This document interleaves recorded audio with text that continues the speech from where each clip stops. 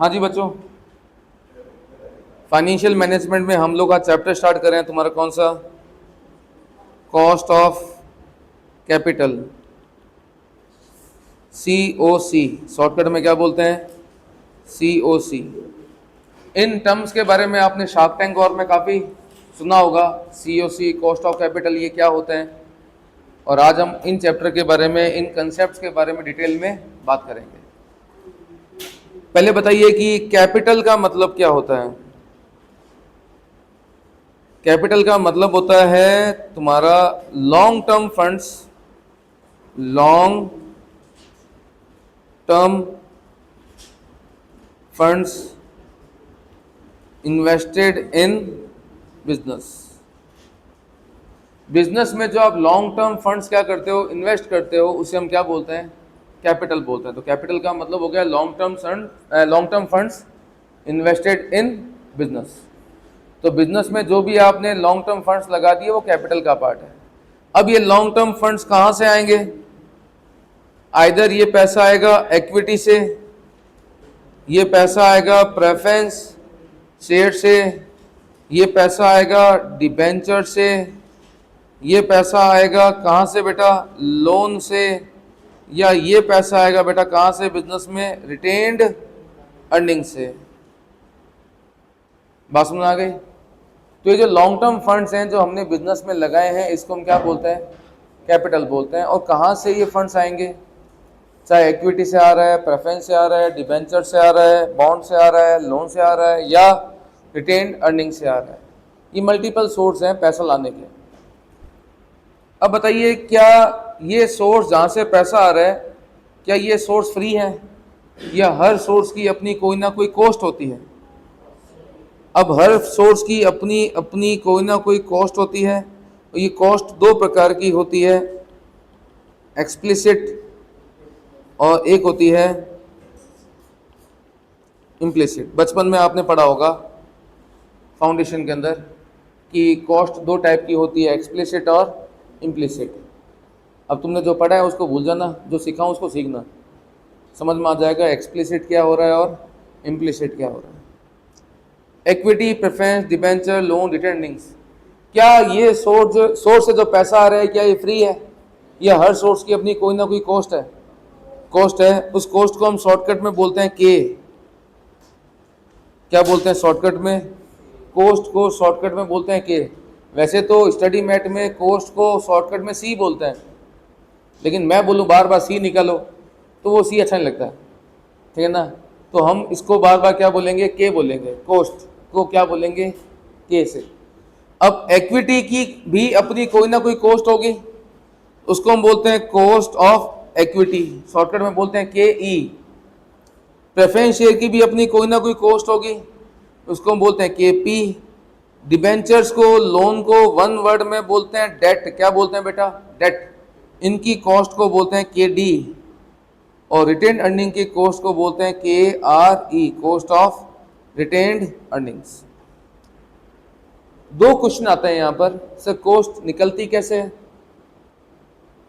और दूसरा क्वेश्चन आता है सर निकाल ही क्यों रहे हो। कॉस्ट निकलती कैसे और कॉस्ट को निकाला क्यों जा रहा है। तो आप पहली बात ध्यान रखना, nothing is free in this world. Her source की अपनी कोई ना कोई कॉस्ट है। अब कॉस्ट निकले कैसे वो तो हम सीखेंगे, अभी 4-5 क्लासेस लगेगी, आप एक्सपर्ट हो जाओगे। लेकिन पहला क्वेश्चन आता है निकाल ही क्यों रहे हैं, कॉस्ट को निकालने का रीजन क्या है।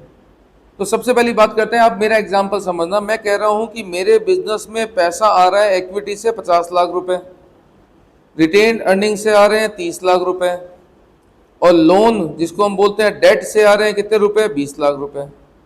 मैं टोटल 1 करोड़ रुपए का पैसा बिजनेस में क्या कर रहा हूँ? इन्वेस्ट कर रहा हूँ। तो ये है मेरी कैपिटल। कहाँ से कितना आ रहा है? इक्विटी से, रिटेन से और लोन से। क्या इन सोर्स से जो पैसा हम लाएंगे क्या वो सोर्स फ्री है, या हर सोर्स की अपनी कोई ना कोई कॉस्ट आती है? हर सोर्स की अपनी कोई ना कोई कॉस्ट है।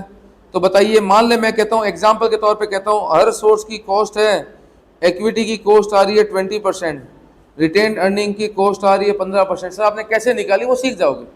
और लोन की कॉस्ट आ रही है, लेट एग्जाम्पल 10%।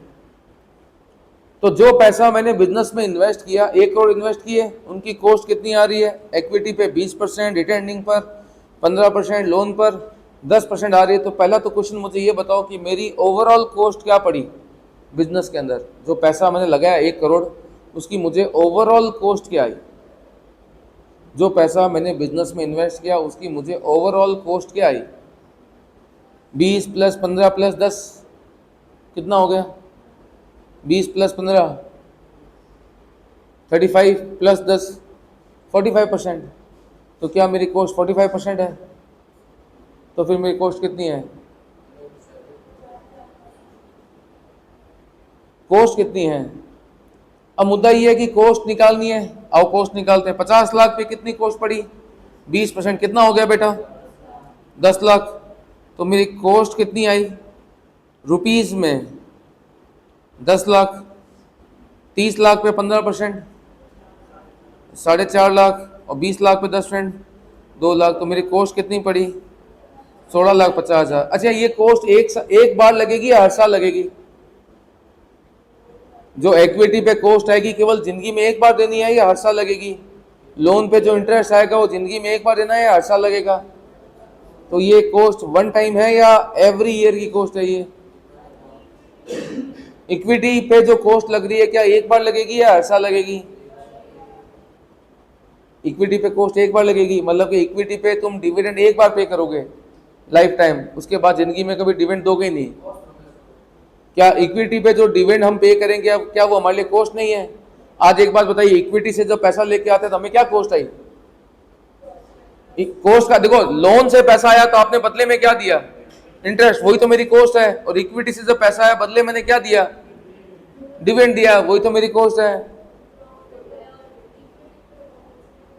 अच्छा, आप कह रहे हो कि इक्विटी पे रिटर्न देना कंपलसरी नहीं होता। सब बच्चे ये सोचते हैं कि इक्विटी पे रिटर्न देना कंपलसरी नहीं होता। वही तो सीखना है कि इक्विटी पे डिविडेंड देना कंपलसरी होता है या नहीं होता है, सीखेंगे। लेकिन ये जो मैं कॉस्ट की बात कर रहा हूँ ना, ये पर एनम है। मतलब कि अगर इक्विटी से पैसा आएगा तो मुझे पर एनम इतनी कॉस्ट आएगी।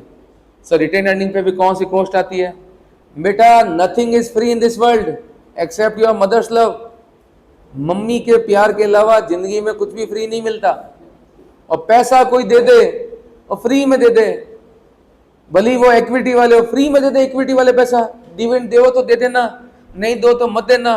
कितने शरीफ लोग होंगे ना वो लोग जो ये सोचते होंगे कि इक्विटी वाले ये कह रहे हैं कि पैसा ले लो, दो तो दे देना, रिटर्न इस पे नहीं दो तो रख लेना, खा जाना, हमें नहीं चाहिए। क्या बात कर रहे हो यार? कोई भी बंदा, आज मैं इक्विटी वाला बंदा हूँ, मैं किसी भी कंपनी के अंदर 50 लाख की इक्विटी लगा रहा हूँ, मैं एफडी में लगा दूंगा ना यार, इंटरेस्ट तो मिलेगा। तुम बोलते हो इधर तो देंगे, तो देंगे, नहीं देंगे तो नहीं देंगे, ऐसा थोड़ी ना होता है। अच्छा, इक्विटी में हम पैसा डिविडेंड के लिए नहीं लगाते हैं, तो हम किसके लिए लगाते हैं? कि शेयर्स की वैल्यू बढ़ जाए। और नहीं बढ़ी तो नहीं बढ़े तो क्या कर लोगे फिर भैया तुम? सीखेंगे। ये सारा कंसेप्ट आने वाला है जस्ट आज की क्लास में, समझे बात? हम सारी बातें करेंगे। लेकिन पहले मैं ये कह रहा हूँ कि इक्विटी पे 50 लाख का इक्विटी है, तो मैं कह रहा हूँ 20% की जो कॉस्ट आ रही है ना, ये मेरी कौन सी कॉस्ट है? पर एनम है। सब पर एनम कैसे हो सकती है वो हम सीख लेंगे। एक बार मेरी बात मेरे साथ साथ चलते रहो। एक बार मान लो कि इक्विटी पे जो 20% की कॉस्ट आ रही है क्या है? पर एनम है। पर एनम इक्विटी पे 20% आएगा कॉस्ट। कुछ भी फ्री नहीं है इस वर्ल्ड में, ध्यान रखना। इक्विटी वाले भी रिटर्न की एक्सपेक्टेशन रखते होंगे, नहीं रखते होंगे? रखते तो होंगे ना। नहीं दोगे उनकी एक्सपेक्टेशन तो छोड़ के भाग जाएंगे भाई। सब भागने दो ना। कहाँ तक भाग के जाएंगे?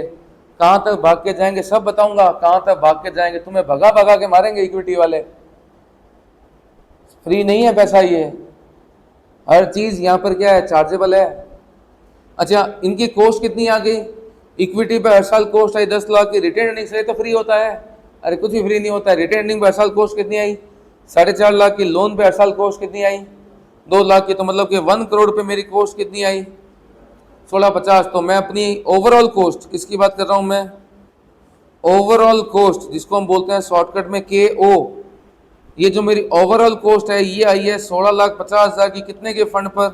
1 CR के फंड पे मल्टीप्लाई बाय 16.5, ये आ गया 100 करोगे तो 16.5% की आ गई आपके पास में क्या ओवरऑल कॉस्ट।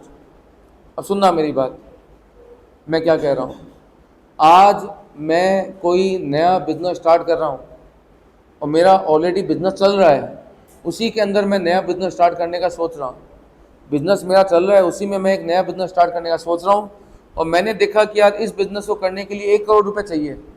अब ये 1 करोड़ कहाँ से आएंगे? 50 लाख तो आ जाएंगे इक्विटी से, 30 लाख हमारे पास पड़े हैं वो लगा देंगे जिसको हम बोलते हैं रिटेन्ड अर्निंग्स, और लोन पे कितनी कॉस्ट आ रही है 20 लाख पे, 20 लाख आगे जिस पे कॉस्ट कितनी आएगी 10%। तो मैंने कहा यार इक्विटी से 50 लाख आएंगे तो इक्विटी वालों को हर साल कुछ कमा के देना तो पड़ेगा ना, या इक्विटी वाले फ्री में मान जाएंगे? कुछ कमा के देना तो पड़ेगा ना।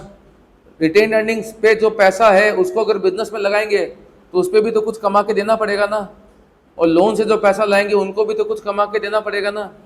इनकी मेरे लिए कॉस्ट कितनी आई है 16.5%। अब सुनना मेरी बात, धीरे धीरे बात करते हैं। पहली चीज़, हमने कॉस्ट निकालना कैसे होता है वो हम सीखेंगे। पहला क्वेश्चन आ रहा है कि हम कॉस्ट निकाल क्यों रहे हैं। हम कॉस्ट इसलिए निकाल रहे हैं कि अगर मैं ये बिजनेस स्टार्ट कर रहा हूँ, शार्क टैंक, मैं ये बिजनेस स्टार्ट कर रहा हूँ, 1 करोड़ रुपए का इन्वेस्टमेंट है, इस पर मेरी ओवरऑल कॉस्ट कितनी आएगी 16.5% आएगी। तो जब ये पैसा बिजनेस में इन्वेस्ट करूंगा, करा नहीं है, सोच रहा हूं, जब इस पैसे को मैं बिजनेस में क्या करूंगा, if these funds are invested in business, एक ही शर्त पे इन्वेस्ट करूंगा, अगर इस बिजनेस पे मेरी मिनिमम रिटर्न कितनी आ जाए 16.5% एटलीस्ट। ये जो पैसा मैं ला रहा हूँ, नथिंग इज फ्री। अगर ये पैसा ला रहा हूँ, इस पे इक्विटी से भी पैसा आ रहा है, लोन से भी आ रहा है, रिटेन से भी आ रहा है, उनकी कॉस्ट निकलती कैसे हम सीखेंगे। लेकिन मैं कहता हूँ कि अगर मेरी ओवरऑल कॉस्ट कितनी आ रही है 16.5% आ रही है, ये पैसा लाने से पहले मैं एक एस्टिमेशन लगाऊंगा कि ये जो पैसा बिजनेस में लगा रहा हूँ उस पर मेरी कॉस्ट कितनी आ रही है 16.5% आ रही है, तो इस पैसे को जब बिजनेस में इन्वेस्ट करूंगा तो मिनिमम रिटर्न कितनी आनी चाहिए 16.5% रिटर्न आएगी, तो ही ये पैसा बिजनेस में इन्वेस्ट करूंगा, अदरवाइज इन्वेस्ट नहीं करेंगे, ये काम करना ही नहीं है। और जो मिनिमम रिटर्न की एक्सपेक्टेशन जो हमें बिजनेस में चाहिए उसको हम बोलते हैं ROI। अगर मेरा ROI एटलीस्ट कितना हुआ 16.5% हुआ, जितनी मेरी फंड्स पे क्या आ रही है कॉस्ट आ रही है, तो मैं बिजनेस में पैसा लगाऊंगा, अदरवाइज ये पैसा मैं बिजनेस में नहीं लगाऊंगा। तो हम ये कॉस्ट क्यों निकाल रहे हैं, हम ये निकालने इसलिए निकाल रहे हैं कि अगर ये पैसा हम बिजनेस में लगाते हैं तो इस पे हमें मिनिमम कितना रिटर्न कमाना पड़ेगा। पहली बात समझ आ गई। अब बात करते हैं कॉस्ट। इक्विटी पे क्या कॉस्ट आएगी, रिटेन अर्निंग पे क्या कॉस्ट आएगी, बात करें। सबसे पहले हम बात करते हैं KE, कॉस्ट ऑफ इक्विटी। समझ गए। आपको मैं एक एग्जांपल देता हूँ, समझना मेरी बात। मेरा नाम मनीष और एक हमारे सर और हैं अकाउंट्स वाले, उनका नाम क्या है प्रशांत सर। मनीष और प्रशांत ने एक कंपनी खोल ली। क्या खोली? कंपनी खोल ली, और कंपनी में मनीष खत्री ने लगा दिए 50 लाख और प्रशांत सर ने लगा दिए कितने 50 लाख। 50 लाख रुपए की हमने इक्विटी कंपनी से खरीद ली। प्राइवेट कंपनी में हम दो ही तो चाहिए मिनिमम। हम दो लोगों ने क्या किया, 50 लाख रुपए के शेयर कंपनी से खरीद लिए, और ये कंपनी में पैसा हमने क्या कर दिया बेटा, इन्वेस्ट कर दिया। अब बताओ इस पैसे पर हमें कितनी कॉस्ट आई। मनीष और प्रशांत ने जो 50 लाख रुपए बिजनेस में क्या किए, इन्वेस्ट किए, कंपनी को इस पैसे पे क्या कॉस्ट आएगी बताइए। मनीष खत्री ने 50 लाख, प्रशांत सर ने 50 लाख जो बिजनेस में लगा दिए, इन्वेस्ट कर दिए, बताइए इस पे क्या कॉस्ट आएगी। कॉस्ट टू कंपनी क्या आएगी, क्या कॉस्ट आएगी कंपनी को, क्या कॉस्ट आएगी, क्या कॉस्ट आएगी बताओ। मैंने 50 लाख लगा दिए, प्रशांत ने 50 लाख लगा दिए, इस पे क्या कॉस्ट आ रही है कंपनी को। सुनना मेरी बात, कॉस्ट में पहली कॉस्ट आ रही है इम्प्लिसिट कॉस्ट। कौन सी कॉस्ट आ रही है? इक्विटी पे कोई एक्सप्लिसिट कॉस्ट नहीं होती है। कौन सी कॉस्ट होती है?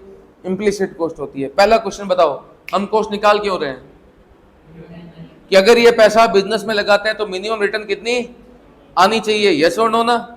अगर ये पैसा बिजनेस में लगाते हैं तो इस बिजनेस में मिनिमम रिटर्न कितनी आनी चाहिए? तो बताओ, जीरो भी कमा लो तो क्या दिक्कत है? तो प्रशांत सर ने बोला कि मनीष सर, या 50 लाख में इस बिजनेस में लगा रहा हूं, अगर ये पैसा मैं यहां ना लगाऊं, एफडी में जमा करवा दूं या कहीं और लगा दूं, सर 15% में कमा लेता हूं। प्रशांत सर मुझे क्या बोल रहे हैं, मनीष सर ये 50 लाख में अगर यहां ना लगा के कहीं और लगा दूं, एफडी में लगा दूं या कहीं और किसी और जगह लगा दूं, तो सर 15% तो मैं मिनिमम वहां क्या करता हूं, कमा लेता हूं। तो प्रशांत सर मुझे एक बात क्या बोलेंगे, मनीष सर ये 50 लाख में बिजनेस में लगा रहा हूं, मुझे उसमें कोई दिक्कत नहीं है, लेकिन यार इस पैसे पर अगर मैं इसको कहीं और इन्वेस्ट करता हूं तो कितनी रिटर्न आती है? 15% रिटर्न आती है। तो मनीष सर थोड़ा ध्यान रखना, ये पैसा बिजनेस में लगा रहा हूं तो इस पैसे से कम बिजनेस में 15% तो एटलीस्ट कमा लेना यार। तो बताओ क्या कॉस्ट आई? कॉस्ट आ नहीं रही है। हम तो ये कह रहे हैं कि जब इन्वेस्टर कंपनी में पैसा लगाता है तो वो हमेशा क्या चाहता है कि इस पैसे पे उसको एक मिनिमम इतनी रिटर्न तो जनरेट हो जाए। अगर इतनी मिनिमम रिटर्न जनरेट कंपनी कर ले तो इन्वेस्टर क्या पैसा लगाने में हिचकेगा?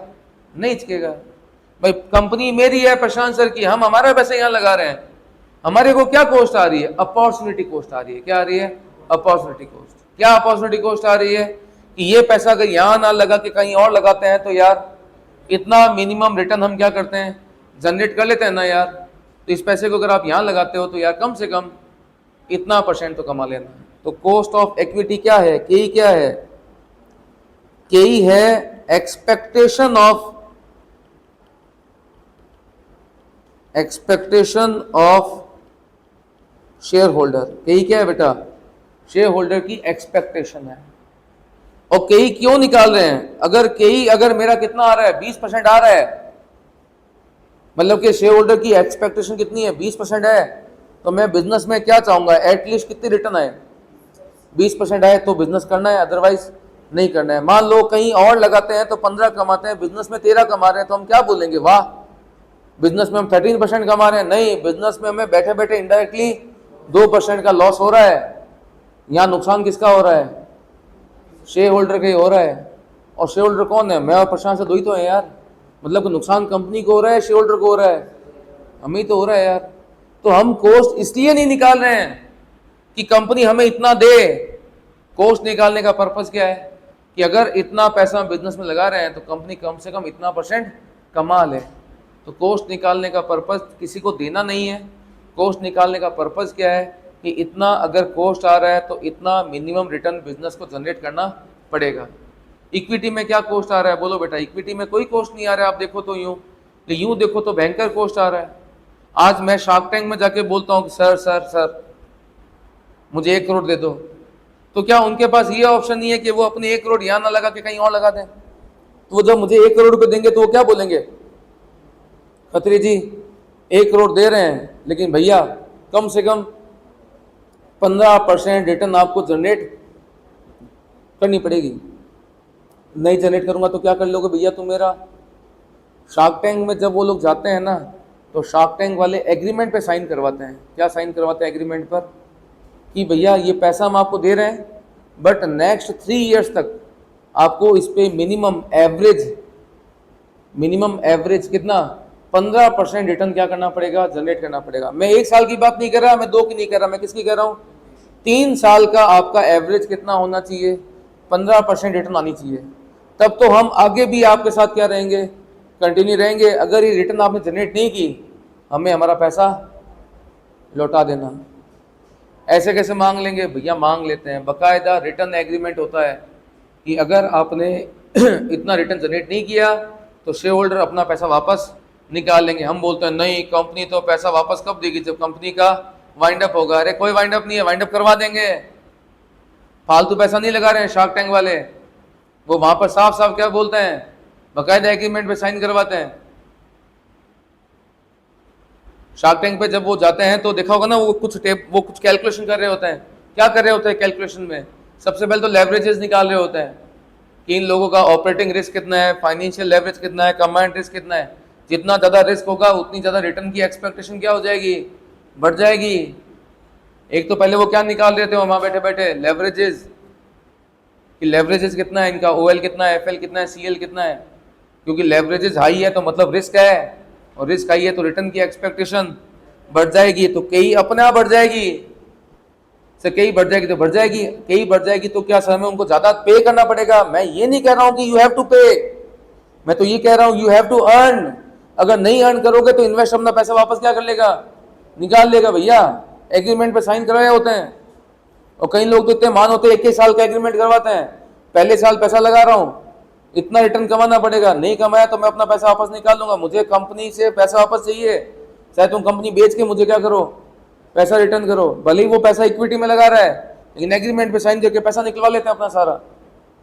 इतना सोरा कोई इंसान नहीं है जो आपको फ्री में क्या दे रहा है, पैसा दे रहा है। हर बंदा उस पैसे के बदले में क्या कर रहा है, चार्ज कर रहा है। वो चार्ज इनडायरेक्टली कर रहे हैं। वो कह रहे हैं कि 15% हम आपको दे रहे हैं तो आप 15% कमाओ, क्योंकि इन्वेस्टर को पता है कि कंपनी 15% कमाएगी तो उनके शेयर की वैल्यू बढ़ जाएगी। तो हम कहीं निकालने का पर्पस शेयर होल्डर के मुंह पे पैसा फेंक के मारना नहीं है। कहीं निकालने का पर्पस क्या है कि अगर इनसे इतना पैसा लिया है और ये पैसा जो बिजनेस में क्या करेंगे, इन्वेस्ट करेंगे, तो इतना रिटर्न जनरेट करना पड़ेगा, नहीं करेंगे तो यार ये लोग क्या करेंगे, अपना पैसा वापस निकाल लेंगे। तो कहीं निकालने का पर्पस समझ में आ गया। कमाना है या पे करना है, कमाना है। कितना कमाना है, जितनी उनकी क्या होती है एक्सपेक्टेशन, और जितनी शेयर होल्डर की क्या होती है एक्सपेक्टेशन होती है, बिकम्स कॉस्ट टू कंपनी। ये कंपनी के लिए क्या बन जाती है, कॉस्ट। ये कॉस्ट किस पर्पस से है, cost in the sense to pay है या टू अर्न है, not in the terms to pay. Pay करने वाली बात नहीं है, बट इन द टर्म्स, किसके टर्म्स में, टू अर्न। कि अगर इनसे पैसा लिया है तो भैया इतना % तो कमाना पड़ेगा, वरना ये लोग छोड़ के निकल जाएंगे। आपने सुना होगा यार, बहुत सारे कुछ एंजल इन्वेस्टर्स होते हैं, सुना है आप लोगों ने एंजल इन्वेस्टर्स के बारे में। जब आप कोई नया स्टार्टअप लगाते हो तो दे फंड प्रोवाइड करते हैं, वो फंडिंग करते हैं फ्री में, देख लेना, कमाओ तो कमा लेना, दो तो दे देना। उनको तो हमें कुछ देना ही नहीं होता सर, डिविडेंड देंगे तो देंगे, नहीं देंगे तो नहीं देंगे। मैं ये नहीं कह रहा हूँ यू हैव टू पे। वो क्या कहते हैं, अगर पैसा हम लगा रहे हैं तो you have to earn, minimum इतना % कमाना पड़ेगा। वो जो कमाना है वो मेरे लिए क्या बन जाता है, कॉस्ट। और कॉस्ट बन जाने का इसका मतलब क्या है, हमें हर साल कैलकुलेट करना पड़ता है इक्विटी पे क्या कॉस्ट आ रही है, मतलब वो क्या एक्सपेक्ट कर रहे हैं और हम कितना कमा रहे हैं। अगर हम कमा रहे हैं दैट मीन्स ओके है, नहीं कमा रहे हैं इसका मतलब वो छोड़ के भाग जाएंगे। तो हम ये KE केवल और केवल उस समय नहीं निकालते हैं जिस समय हम इन्वेस्टर से पैसा ले रहे हैं, हर साल क्या करते हैं, कैलकुलेट करते हैं। KE means cost of equity. लेकिन सर ये कैलकुलेट कैसे किया जाएगा, इसका कोई यूनिवर्सल कंसेप्ट है या नहीं है, या अपॉर्चुनिटी कॉस्ट, तेरी अपॉर्चुनिटी कॉस्ट, उसकी अपॉर्चुनिटी कॉस्ट, फलाने की अपॉर्चुनिटी कॉस्ट है, या कोई तरीका या नहीं होगा, है। कई निकालने के कुछ तरीके हैं। कई निकालने का फर्स्ट मेथड जो आता है वो हम करेंगे CA/PM, CA प्रशांत महेश्वरी मॉडल, और सेकंड हम करेंगे वो आएगा DGM, डिविडेंड ग्रोथ मॉडल। तो CA/PM का मतलब होता है बेटा capital asset pricing model, CA/PM। और DGM होता है जिसको हम बोलते हैं डिविडेंड ग्रोथ मॉडल। CA/PM और DGM ये दो अलग अलग कंसेप्ट है।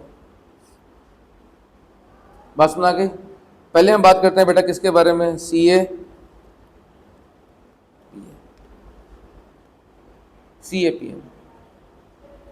CA/PM कहता है, सबसे प्यारी बात कहता है, higher the risk higher will B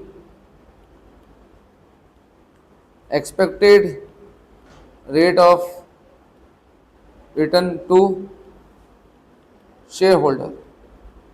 जितना रिस्क बढ़ेगा वहां पर शेयर होल्डर की एक्सपेक्टेड रेट ऑफ रिटर्न बढ़ जाएगी।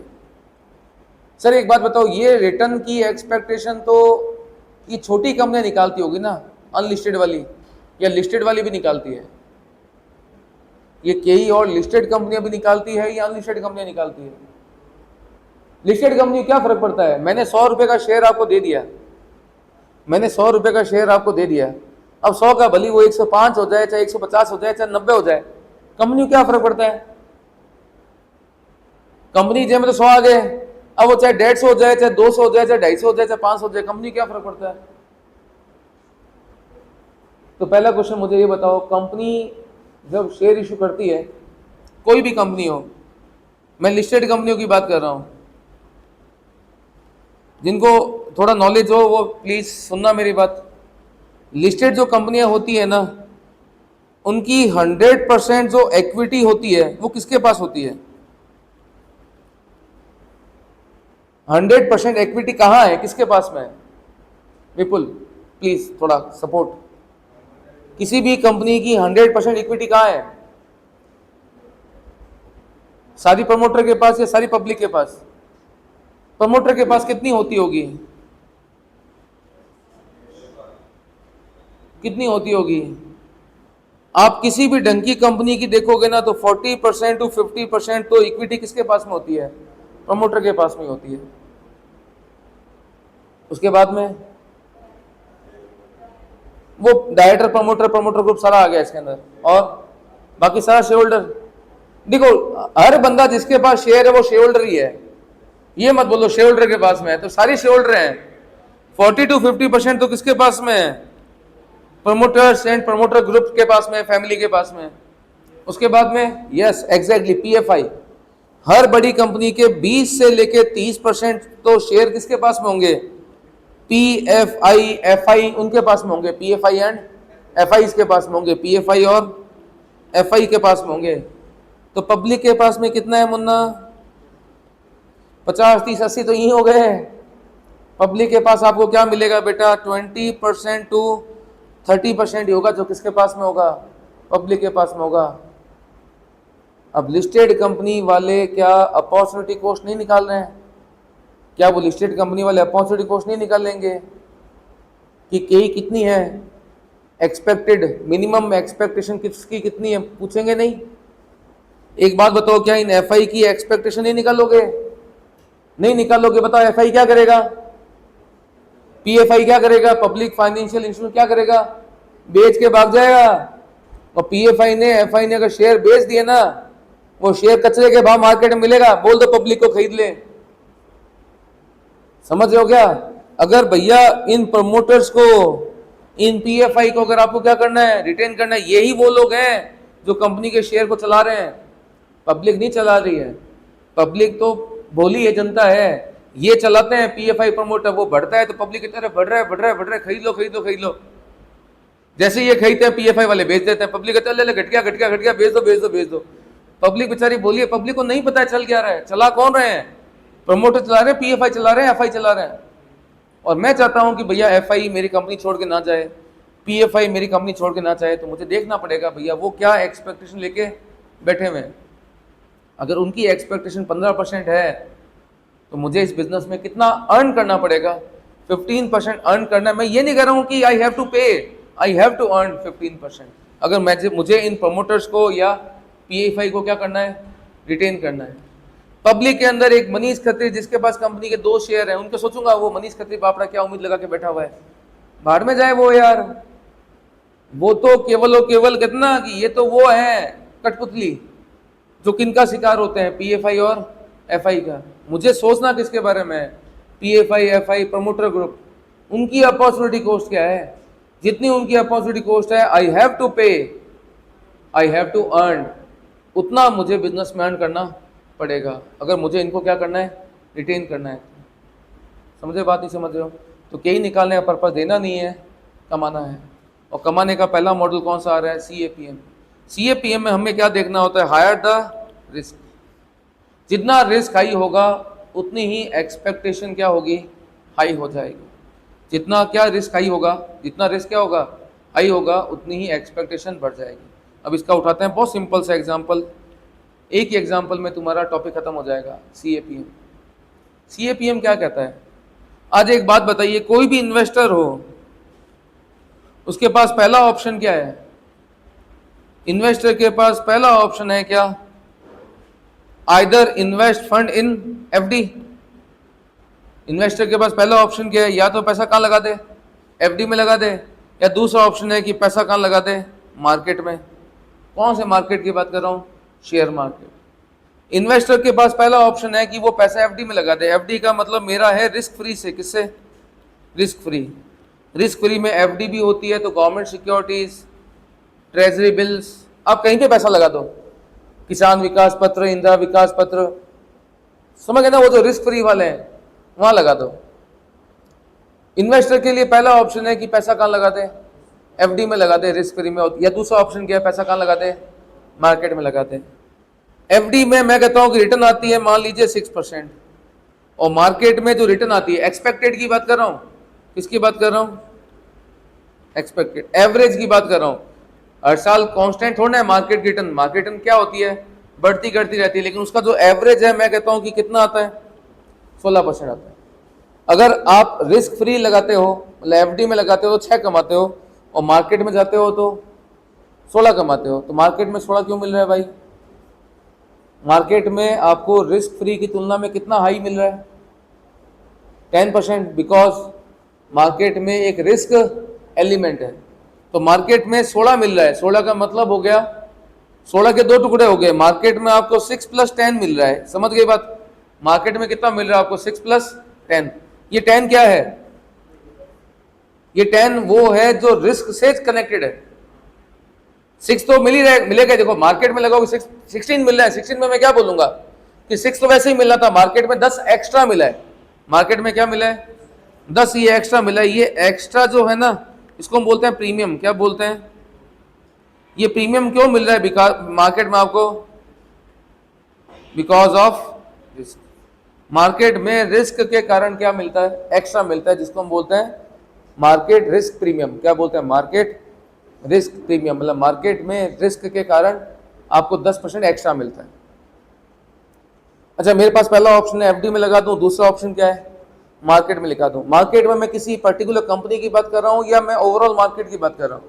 ओवरऑल मार्केट की बात कर रहा हूं। उस मार्केट में मार्केट में कितना एक्स्ट्रा मिलता है? 10 एक्स्ट्रा मिल जाता है, because there is a risk element in the market. Market में रिस्क एलिमेंट है, उसके कारण 10% एक्स्ट्रा मिल जाता है। समझ गए? अब इन्वेस्टर है ना, उसके पास पहला ऑप्शन क्या है? FD। दूसरा ऑप्शन क्या है? मार्केट। अब मार्केट में भी उसके पास 2 ऑप्शन है। मार्केट में उसके पास 2 ऑप्शन है। पहला ऑप्शन है कि वो रिलायंस में लगा दे। कहाँ लगा दे? रिलायंस में। एक लगा दे SCC लिमिटेड, समर्थ कॉमर्स क्लासेस लिमिटेड में।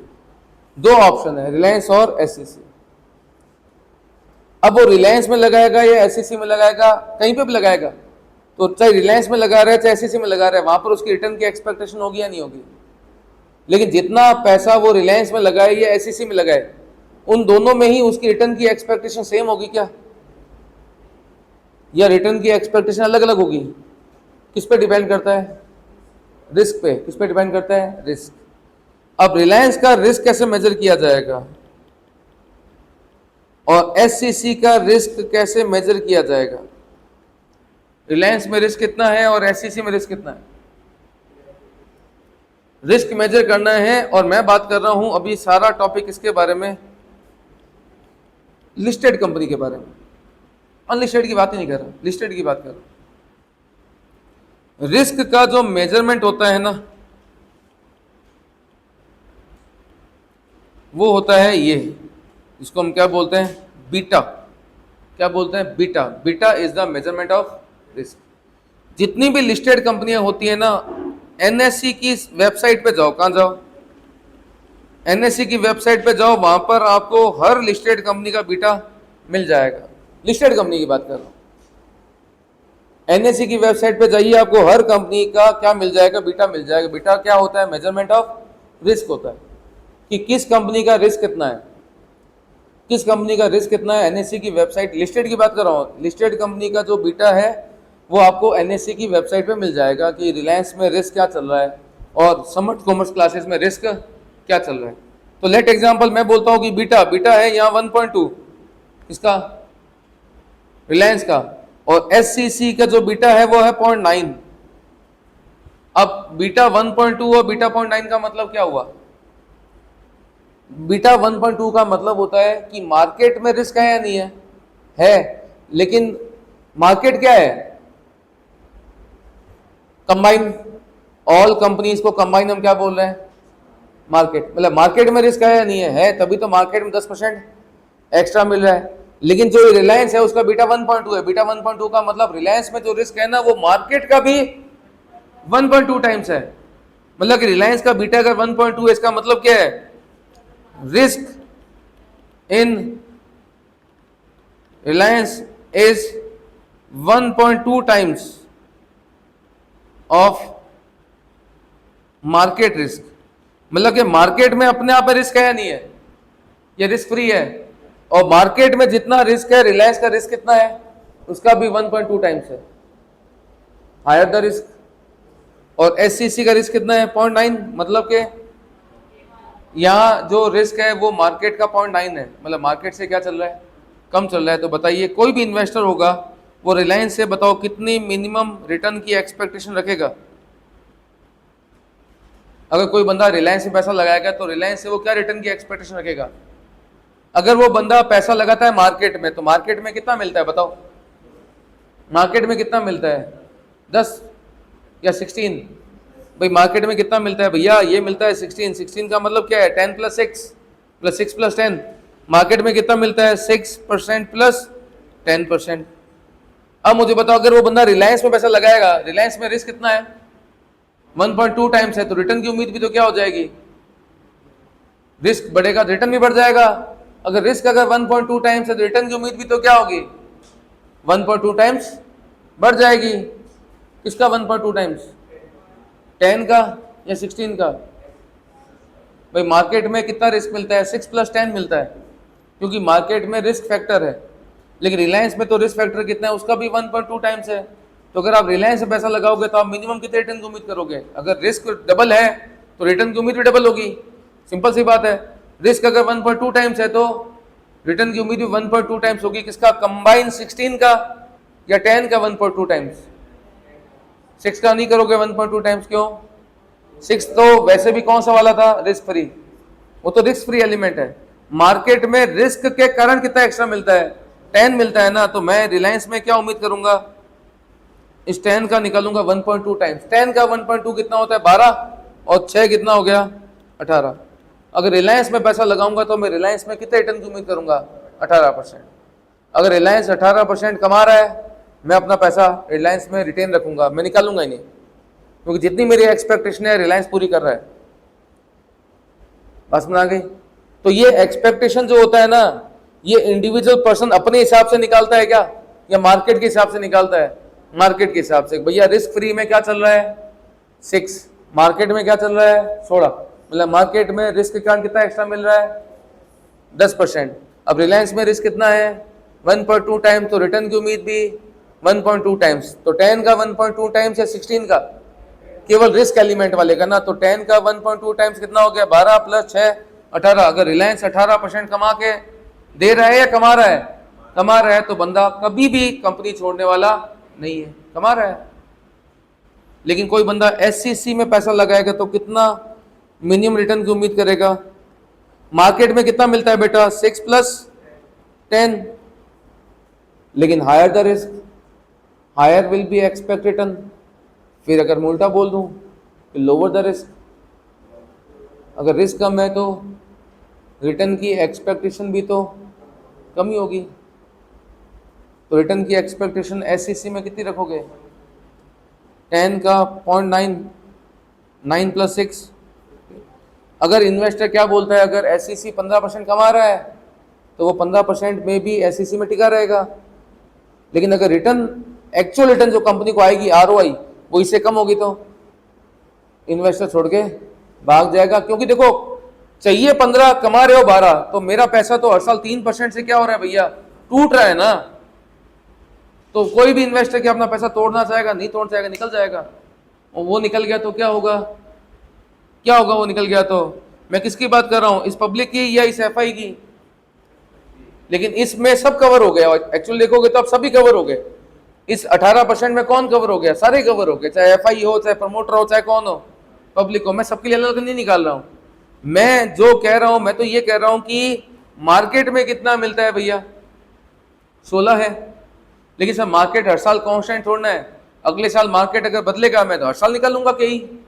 मैं ये थोड़ा ना कि एक बार निकाल रहा हूं, जो पैसा ला रहा हूं मैं तो हर साल निकालूंगा, मैं तो हर साल देखूंगा मार्केट में इन्वेस्टर की एक्सपेक्टेशन क्या है, क्या उतना मैं उसको दे पा रहा हूं। कैश नहीं देना है, कमाना है, उतना मैं कमा पा रहा हूं तो इन्वेस्टर कहीं जाने वाला नहीं है। लेकिन इतना अगर 15%, 16%, 18% अगर आ रहा है कहीं, इसका मतलब क्या है कि अगर इन्वेस्टर से पैसा आया हुआ है तो मुझे उस पैसे से बिजनेस में कम से कम 18% कमाना पड़ेगा। देने की बात नहीं हो रही है। अगर मैं 18 कमा रहा हूँ, इन्वेस्टर छोड़ के भागेगा क्या? सोच के बताओ। कमा रहा हूं तो वो किसके लिए है? अल्टीमेट बेनिफिट किसको जाने हैं? शेयर होल्डर को जाने हैं। चाहे वो कंपनी वाउंड अप हो, चाहे डिविडेंड दे, जाना बेनिफिट किसको है? शेयर होल्डर का। शेयर होल्डर नहीं छोड़ के भागेगा। लेकिन अगर कंपनी से जो रिटर्न की उम्मीद है 15, कंपनी कमा रही है 12, तो इन्वेस्टर छोड़ के भाग जाएगा। ना तो प्रमोटर रुकेंगे, ना एफआई रुकेगी, ना पब्लिक रुकेगी। लेकिन ये जो कंसेप्ट बताया, ये पब्लिक के लिए है, प्रमोटर के लिए है, या एफआई के लिए है? सबके लिए है। समझ गए बात? इस मेथड का नाम क्या है? सीएपीएम। सीएपीएम क्या कहता है कि मिनिमम रिटर्न के कैसे निकालोगे? आप रिस्क फ्री उठा लो और फिर देखो कि मार्केट में रिस्क के कारण कितना रिटर्न एक्स्ट्रा मिलता है, जिसको हम क्या बोलते हैं? Market risk premium. इसको हम क्या बोलते थे बेटा? ये जो 10% एक्स्ट्रा मिलता है बिकॉज ऑफ रिस्क, इसको हम क्या बोलते हैं? Market risk premium. तो इस मार्केट रिस्क प्रीमियम को मल्टीप्लाई कर दो किससे बेटा? बीटा से। किससे? बीटा से। आरएफ का मतलब क्या है बेटा? Risk free rate. एमआरपी क्या होता है बेटा? Market risk premium. ये मार्केट रिस्क प्रीमियम निकलता कैसा है? आप देखो कि एक्सपेक्टेड रिटर्न मार्केट में कितनी है? मार्केट में रिटर्न है मान लो 16%, उसमें से आप क्या लेस कर दो? रिस्क फ्री लेस कर दो। मार्केट में अगर रिटर्न की एक्सपेक्टेशन 16 है और 6% रिस्क फ्री हटा दो उसको, ऊपर का जो 10% है वो कौन सा है? प्रीमियम है, जो मिलता है मार्केट में। क्यों मिलता है मार्केट में? क्योंकि मार्केट में किसका इन्वॉल्वमेंट है? रिस्क का। तो रिस्क के कारण मिल रहा है आपको 10%। इसमें कोई डाउट तो बोलो फटाफट। तो हमने क्या बोला? इन्वेस्टर के पास दो ऑप्शन होते हैं, आइदर रिस्क फ्री एफडी में लगाते हैं या मार्केट में लगाते हैं। मार्केट में जो एक्सपेक्टेड रिटर्न 16% है, तो 16 का मतलब क्या है? 6 + 10। 6 तो वैसे मिलता है, मार्केट में 10 एक्स्ट्रा मिलता है बिकॉज ऑफ रिस्क एलिमेंट। अब जिस कंपनी में रिस्क हाई होगा तो आप उसकी जब एक्सपेक्टेशन निकालोगे, 6 तो कांस्टेंट है, 10 भी कांस्टेंट है, लेकिन ये जो 10 वाला जो पॉइंट है ना, ये जो पोर्शन है 10% वाला, ये किसके कारण है? रिस्क के कारण है। अब जितना रिस्क हाई होगा उस 10% से क्या कर देना? मल्टीप्लाई कर देना। हायर द रिस्क तो हायर द एक्सपेक्टेशन। लेकिन कौन सी वाली एक्सपेक्टेशन? रिस्क वाली या रिस्क फ्री वाली? रिस्क वाली, वो बढ़ जाएगी। बस बना के जिसका फॉर्मूला क्या हो गया? Risk free plus beta into market risk premium. लेकिन सर ये बीटा होता क्या है? एक एग्जांपल लेता हूं। ये है मेरा मार्केट। कौन है मेरा? इस मार्केट में 10% का चेंज आया तो रिलायंस में चेंज आया 12% का, और ये मार्केट गिरा 10% तो रिलायंस गिर गया कितना परसेंट? 12%। मतलब कि मार्केट 10 बढ़ता है तो रिलायंस 12 बढ़ जाता है, मार्केट 10 गिरता है तो रिलायंस 12 गिर जाता है। तो मार्केट के कंपैरिजन में रिलायंस में रिस्क कितना हुआ? 1.2 टाइम्स। लेकिन सर बीटा निकालने का फॉर्मूला क्या है? देखो वैसे तो लिस्टेड कंपनी का बीटा कहाँ मिल जाता है? एनएसई वेबसाइट मिल जाता है, लेकिन उसको निकालने का फॉर्मूला है। फॉर्मूला क्या है? बड़ा सिंपल सा है। फॉर्मूला है standard deviation of share. Reliance में चेंज कितना आया था? 12%। चेंज को हम क्या बोलते हैं? Deviation. Deviation from the mean. हमने कहा ना रिलायंस में चेंज कितना आया था? 12, जबकि मार्केट में क्या चेंज आया था? 10। तो चेंज को हम क्या बोलते हैं? Standard deviation. Deviation from the mean कि मार्केट में क्या चेंज आया सर? 10%। रिलायंस में क्या चेंज आ गया सर? 12। कितना हो गया? 1.2 टाइम्स। तो standard deviation of share upon standard deviation of market multiply bye. लेकिन जरूरी है इनका जो डेविएशन होगा वो सेम डायरेक्शन में होगा। ये भी तो हो सकता है कि वो प्लस में चला जाए, वो उधर माइनस में चला जाए। इन दोनों की कैलकुलेशन को क्या बोलते हैं? सिमिलैरिटी को क्या बोलते हैं? इनके चेंजेस में जो सिमिलैरिटी उसको हम क्या बोलते हैं? याद है क्या कुछ स्टैट्स में? कोरिलेशन। क्या बोलते हैं? कोरिलेशन। तो मल्टीप्लाई करते हैं correlation between share and market.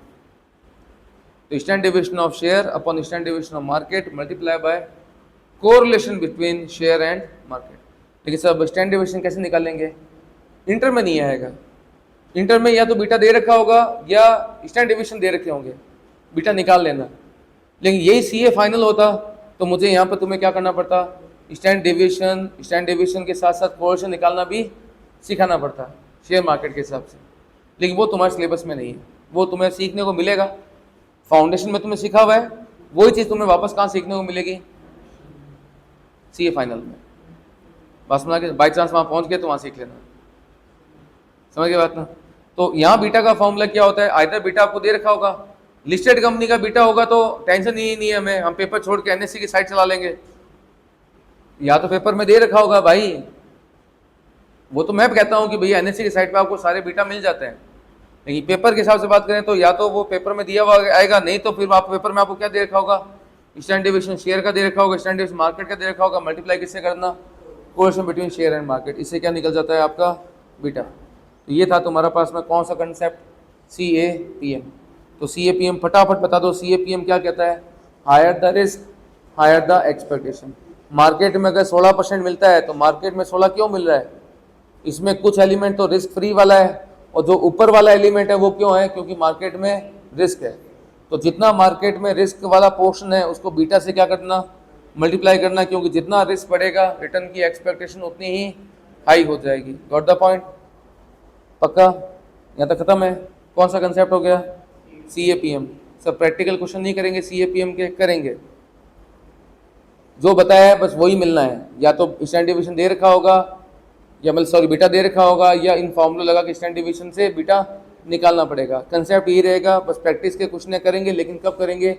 अभी एक कर लें और। कौन सा? DGM, dividend growth model. उसके बाद में इन दोनों के क्वेश्चंस करेंगे। नेक्स्ट टॉपिक आता है तुम्हारा कौन सा? DGM। इसका फुल फॉर्म क्या है बेटा? Dividend growth model. DGM क्या कहता है? CAPM वाले भाई साहब तो सीधा सीधा क्या कह रहे थे? Higher the risk higher the return. बहुत सिंपल कंसेप्ट। अब आता है dividend growth model. Dividend growth model क्या कहता है? देखो सेम चीज तो कहेगा नहीं, दोनों अलग अलग मॉडल है तो दोनों की अलग अलग सोच है, दोनों की अलग अलग एजम्पशंस है, अलग अलग कंसेप्ट है, अलग अलग तरीके हैं। डिविडेंड ग्रोथ मॉडल भी कहता है कि इन्वेस्टर जब किसी कंपनी में पैसा लगाता है तो रिटर्न की क्या करता है? उम्मीद। Investor expect return. इन्वेस्टर हमेशा जिस भी कंपनी में पैसा लगाएगा रिटर्न की क्या करेगा? उम्मीद करेगा। इन्वेस्टर बताओ बिजनेस में जब पैसा लगाता है तो क्या रिटर्न की उम्मीद करता है? आज तुम किसी कंपनी में पैसा लगाते हो, शेयर खरीदते हो, तो क्या रिटर्न की उम्मीद करते हो? क्या रिटर्न की उम्मीद करते हो? क्या रिटर्न चाहते हो? डिविडेंड और प्राइस में इंक्रीज, दो ही चाहते हो ना? सेम बात इस बंदे ने बोली, कोई ऐसी बात नहीं बोली कि जो तुम्हारे आउट ऑफ रीच हो। इतने सिंपल सी बात बोली, इन्वेस्टर जब किसी कंपनी में पैसा लगाता है तो रिटर्न की उम्मीद करता है। क्या रिटर्न की उम्मीद करता है? एक रिटर्न की उम्मीद करता है किसकी? डिविडेंड की। और दूसरा रिटर्न की उम्मीद करता है किस चीज की? इंक्रीज इन मार्केट प्राइस की। रिटर्न की उम्मीद होती है दो, डिविडेंड और increase in market price. Dividend की रिटर्न को बोलते हैं हम लोग क्या?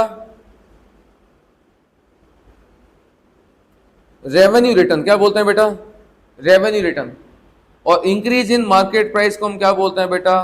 Capital appreciation. क्या बोलते हैं? Capital appreciation. तो इन्वेस्टर जिस कंपनी में पैसा लगाता है तो वहाँ रिटर्न की उम्मीद करता है। रिटर्न दो होती है, आइदर रेवेन्यू रिटर्न और दूसरा क्या होता है? Capital appreciation. रेवेन्यू रिटर्न का मतलब डिविडेंड हो गया और कैपिटल एप्रिसिएशन का मतलब हो गया increase in market price of share. आया ना? पक्का? अब सुनना मेरी बात, तुम इन्वेस्टर हो, तुम एक कंपनी में पैसा लगाने का सोच रहे हो, तुम इन्वेस्टर हो, तुम कंपनी में पैसा लगाने का सोच रहे हो।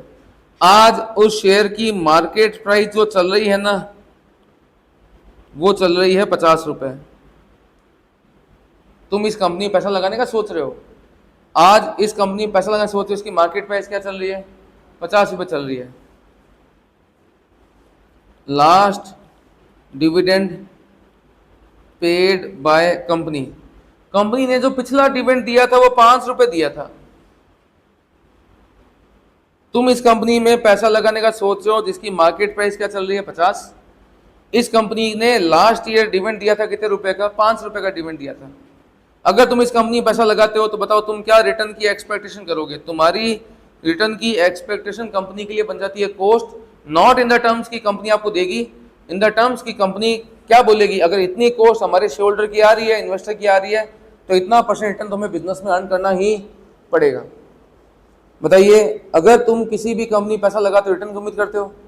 अगर तुम इस कंपनी का शेयर खरीदने का सोच रहे हो जो 50 रुपए का है, तुम इस कंपनी में पैसा लगाते हो तो तुम क्या उम्मीद करोगे? दो उम्मीदें, रेवेन्यू रिटर्न और दूसरा कैपिटल एप्रिसिएशन। बताओ तुम डिविडेंड में क्या उम्मीद करोगे?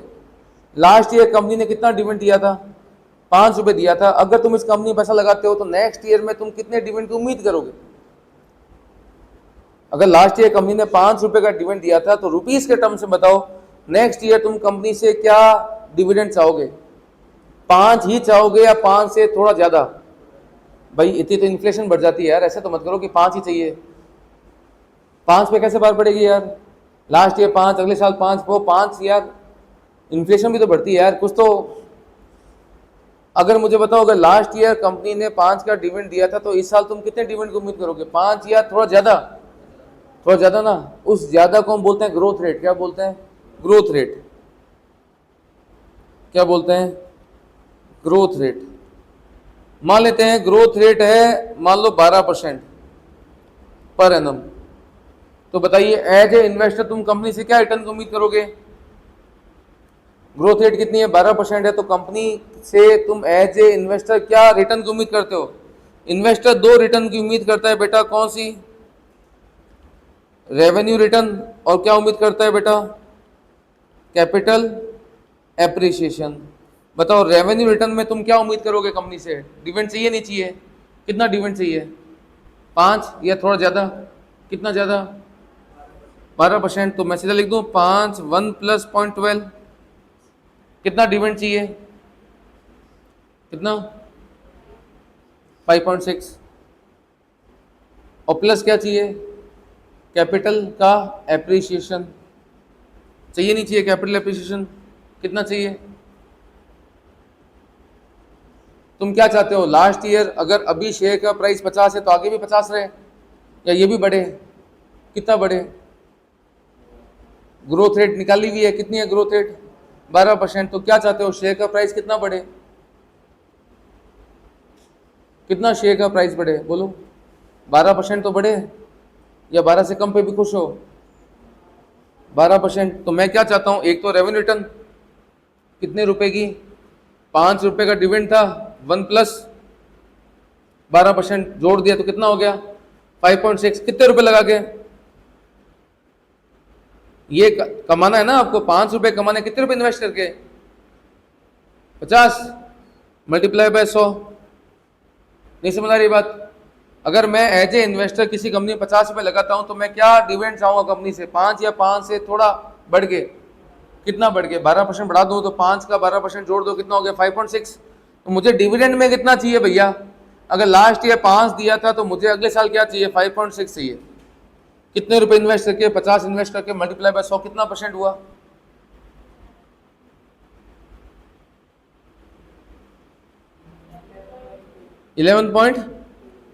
मतलब 11.2% तो मुझे चाहिए रेवेन्यू रिटर्न, प्लस अब मुझे क्या चाहिए? Capital appreciation. तुम क्या चाहते हो? तुम्हारे शेयर की प्राइस बढ़े, कितनी बढ़े?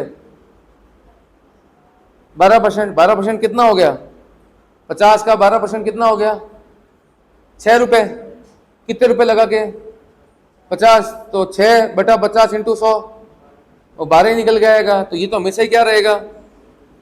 12 ही रहेगा। कैसे निकालो भाई तुम चाहते हो कि शेयर की प्राइस कितनी बढ़ जाए, 50 का 12% कितना होता है, 6 रुपये बढ़ जाए। तो 6 रुपये हमें परसेंटेज में निकालना है, तो परसेंटेज में कन्वर्ट करने के लिए मैं वापस क्या करूंगा, वापस 50 का डिवाइड करके इनटू 100 करूंगा, तो क्या निकल के आएगा, 12% निकल के आएगा। तो 12% और जोड़ दो। तो इन्वेस्टर को क्या चाहिए, 11.2 चाहिए रेवेन्यू रिटर्न के तौर पे, और कैपिटल एप्रिसिएशन में क्या चाहिए, 12% चाहिए। तो कुल मिलाकर रिटर्न की एक्सपेक्टेशन कितनी होगी, 23.2%। सर ये वाला थोड़ा सा लॉजिक समझ में नहीं आया। ये लॉजिक क्या है, ये क्या कह रहा है, इन्वेस्टर की रिटर्न की एक्सपेक्टेशन क्या होती है, इन्वेस्टर की एक्सपेक्टेशन क्या होती है, दो होती है। ये कहता है इन्वेस्टर क्या चाहता है, डिविडेंड चाहता है और प्लस शेयर की प्राइस में इंक्रीज चाहता है। अब शेयर की प्राइस में इंक्रीज चाहता है और डिविडेंड चाहता है, लेकिन डिविडेंड कितना चाहता है, जितना लास्ट ईयर मिला था उतना ही या उससे थोड़ा सा ज्यादा, कितना ज्यादा, उसके लिए हम क्या निकालते हैं, ग्रोथ रेट। लेकिन सर ग्रोथ रेट कहां से आई, वो सिखाऊंगा अभी मैं, ग्रोथ रेट कहां से आई। लेकिन यहां मुद्दा ये हो गया कि कंपनी की अगर ग्रोथ रेट कितना है, 12% है, ये ग्रोथ रेट किसकी है, कंपनी की ग्रोथ रेट है, इन्वेस्टर की नहीं है। किसकी है ग्रोथ रेट, कंपनी की ग्रोथ रेट है। लेकिन सर ग्रोथ रेट का यहां से क्या रिश्ता है, अब समझना ग्रोथ रेट का यहां क्या रिश्ता है, यहां तो समझ में आ गया। तो एक तो मुझे रेवेन्यू रिटर्न में कितना चाहिए, 5 प्लस 0.12 बटा 15 टू 100, ये तो हो गया रेवेन्यू रिटर्न। प्लस कैपिटल में कितना चाहिए, 12, कितना हो गया 23.2%। लेकिन सर ग्रोथ रेट का यहाँ क्या रोल है, समझना मेरी बात, मैं आपको एग्जांपल लेके बोल रहा हूँ। एक कंपनी ने लास्ट ईयर 50 लाख रुपए इक्विटी से इन्वेस्ट करवाए थे, और इक्विटी के 50 लाख पे कंपनी ने जो earning available for equity share holder है, सब कुछ काट कटा के जो कंपनी का रिटर्न आया था, earning available for equity share holder जो था वो 50 लाख पे था, मान लो कितने रुपए, 10 लाख था, समझ गए। कंपनी ने इक्विटी में कितने कमाए थे, 50 लाख लगा के 10 लाख कमाए थे, समझ गए बात। अब कंपनी ने क्या किया, 10 लाख जो कमाया था ना, उसमें से कंपनी ने क्या किया, 6 लाख का तो शेयर होल्डर को क्या बांट दिया, डिविडेंड बांट दिया। 6 लाख रुपए क्या बांट दिया, डिविडेंड बांट दिया। बस समझ आ गई, 6 लाख रुपए का कंपनी ने क्या बांट दिया बेटा, शेयर होल्डर को डिविडेंड बांट दिया, समझ गए। कंपनी के पास कितने बच गए, 4 लाख। इस 4 लाख को कंपनी क्या करेगी, रिटेन करेगी, रिटेन करके क्या करेगी, री इन्वेस्ट करेगी। अब नेक्स्ट ईयर में बताओ कितना पैसा बिजनेस में इन्वेस्ट हुआ, 50 लाख तो इक्विटी से इन्वेस्टेड थे, 4 लाख जो इस साल बचे वो भी तो हम बिजनेस में क्या कर देंगे, इन्वेस्ट। कितना, 50 लाख प्लस 4 लाख कितना, 54 लाख। बताओ 54 लाख पे रिटर्न कितनी आ जाएगी कंपनी को। लास्ट ईयर 50 लाख पे कितनी रिटर्न आई थी, 10 लाख, कितनी परसेंट थी, 20%। इस साल रिटर्न कितनी आएगी, 20 में कितना होता है, 10,80,000, आया ना, पक्का। बताओ लास्ट ईयर रिटर्न 10 लाख थी, इस साल रिटर्न कितनी है, 10,80,000। देखना ये रिटर्न कितने से बढ़ गई, रिटर्न कितने से इंक्रीज हो गई, 80,000 से रिटर्न उम्मीद, रिटर्न बढ़ गई, अपॉन में कितना, 10 लाख मल्टीप्लाई बाय 100 कितना, बोलो बेटा कितना आया, 8% आ गया ना। नहीं समझ रही बात, मैं तो क्या कह रहा हूँ, लास्ट ईयर 50 लाख पे कंपनी ने कितने कमाए थे, 10 लाख, 20% कमाए थे, जिसमें से 6 लाख का डिविडेंड बांट दिया, 4 लाख कंपनी ने रख लिया। वो 4 लाख कंपनी ने क्या किए होंगे, फर्दर री इन्वेस्ट। तो अगले साल बिजनेस में पैसा कितना हो गया, 54 लाख पे कितना कमाई कंपनी, 10,80,000, 20%। तो लास्ट ईयर अगर 10 लाख कमाए थे, इस साल कितना है, 10,80, मतलब कंपनी में ग्रोथ कितना हुआ, 8% का क्या हुआ, ग्रोथ हुआ। क्या हुआ, 8% का ग्रोथ। अब समझना मेरी बात, लास्ट ईयर अगर कंपनी के शेयर पे डिविडेंड अगर 5 रुपए का था, तो अगले साल तुम कितने डिविडेंड की उम्मीद करोगे, 5 प्लस 8%। और लास्ट ईयर अगर शेयर की कीमत 50 रुपए थी, तो कितने शेयर की कीमत बढ़ने की उम्मीद करोगे, 8%। क्यों, कंपनी की जब रिटर्न बढ़ती है तभी तो कंपनी के शेयर की प्राइस क्या होती है, बढ़ती है, या बिना रिटर्न बढ़े शेयर की प्राइस बढ़ जाएगी, बात सुना गई ना। लेकिन सर मान लो अगर कंपनी सारा का सारा डिविडेंड बांट देती, तो अगर कंपनी सारा डिविडेंड बांट देती तो बताओ क्या होता,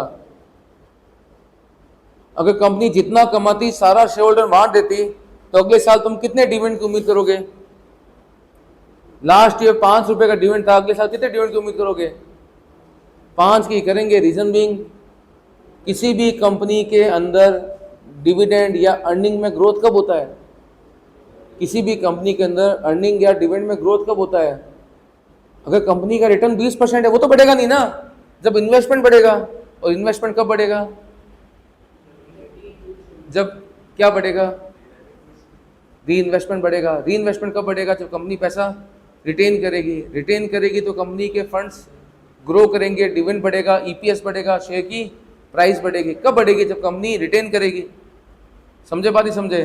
तो अगर मैं ये कहता हूं कि इक्विटी अगर 50 लाख का था, रिटर्न 10 लाख आई थी, उस पर मतलब 20% हो गया, कंपनी 6 लाख डिविडेंड बांट दिया, रिटेन की तरह का,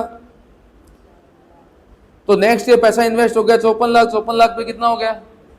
1080। तो ग्रोथ रेट कितनी आ गई? 8%। यस और नो? अब ग्रोथ रेट निकलती कैसे है? ग्रोथ रेट है क्या चीज? कोई भी कंपनी ग्रो कब करेगी? बोलो। ग्रो तब करेगी जब कंपनी पहले तो पैसा रिटेन करे, देन उस पैसे को क्या करे? री इन्वेस्ट करे। अब मुझे बताओ, कंपनी ने कितना रिटेन किया? 10 लाख कमाए थे और रिटेन कितना किया? उसमें से 4 लाख। 10 लाख का 6 लाख तो कंपनी ने बांट ही दिया। कंपनी रिटेन कितना किया? 4 लाख। मतलब 10 लाख में से रिटेन कितना किया? 10 लाख रिटेन कितना किया? 4 लाख। मतलब 40% ही तो पैसा कंपनी ने क्या किया? रिटेन किया। मतलब रिटेन कितना किया कंपनी ने? 0.4। रिटेन कितना किया कंपनी ने? 0.4। और जिसको बाद में क्या कर दिया? री इन्वेस्ट। किस रेट पे री इन्वेस्ट किया? 20% की रेट पे क्या किया? री इन्वेस्ट किया। तो 20% का 0.4 निकालना कितना होता है? 8%। इसको हम बोलते हैं ग्रोथ रेट। क्या बोलते हैं? Growth rate. लेकिन सर ग्रोथ रेट का मतलब क्या हुआ? देखो, कोई भी कंपनी ने अगर पिछले साल 5 का डिविडेंड दिया था, तो तुम उस कंपनी से डिविडेंड की उम्मीद नेक्स्ट ईयर में ज़्यादा करोगे या कम करोगे? ज़्यादा करेंगे। लेकिन ज़्यादा की उम्मीद कब करेंगे? जब कंपनी ग्रोथ करेगी। और कंपनी ग्रोथ कब करेगी? जब कंपनी पैसा कमा के कुछ पैसा उसका क्या करे? रिटेन करके बिजनेस में क्या करे?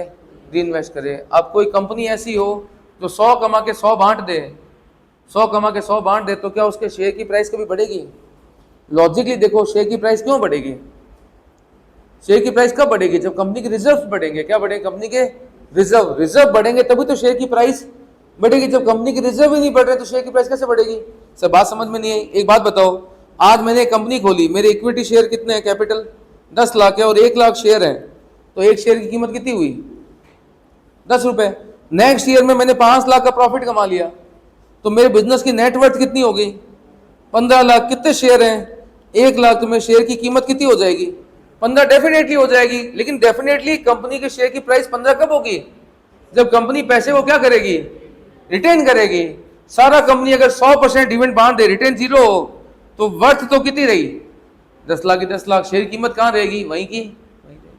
तो ये जो कंसेप्ट है ना, ये एक चीज की बात नहीं करे, मल्टीपल चीजें उठा रहा है। ये ग्रोथ रेट उठा रहा है। ग्रोथ रेट कहां से उठा रहा है? ये कह रहा है कि भैया किसी भी कंपनी में पैसा लगाते हो तो इन्वेस्टर 2 उम्मीदें करता है, रेवेन्यू रिटर्न और कैपिटल एप्रिसिएशन। लेकिन कैपिटल भी एप्रिशिएट कब होगी भैया? जब कंपनी पैसा क्या करेगी? रिटेन करेगी और उसको री इन्वेस्ट करेगी, तब जाके ग्रोथ निकल के आएगा। और लास्ट ईयर अगर 5 रुपए का डिविडेंड मिला था, तो अगले साल क्या 5 से बढ़ेगा या उतना ही रहेगा? बढ़ेगा। लेकिन कब बढ़ेगा? जब कंपनी ग्रोथ करेगी। और ग्रोथ कब करेगी? जब कंपनी पैसा रिटेन करके उसको क्या करेगी? री इन्वेस्ट करेगी।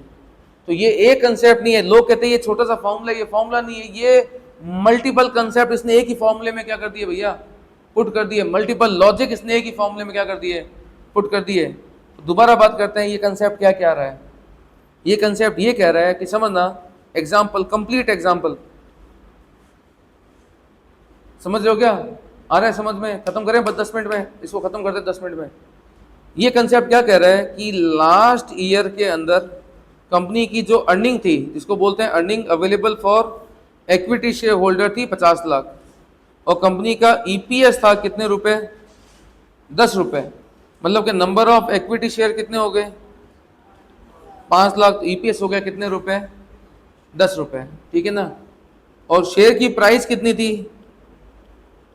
शेयर की मार्केट प्राइस थी मान लो कितने रुपए? 50 रुपए। समझ गए बात? अब इस कंपनी ने क्या किया? इस ईपीएस में से क्या किया? कंपनी ने इस ईपीएस में से क्या किया? एक मिनट रुको। और नंबर ऑफ शेयर कितना है? 5 लाख। नंबर शेयर कितना है 5 लाख और फेस वैल्यू कितनी है मान लो 100 रुपये, फेस वैल्यू कितनी है 100 रुपये, बात समझ आ गई।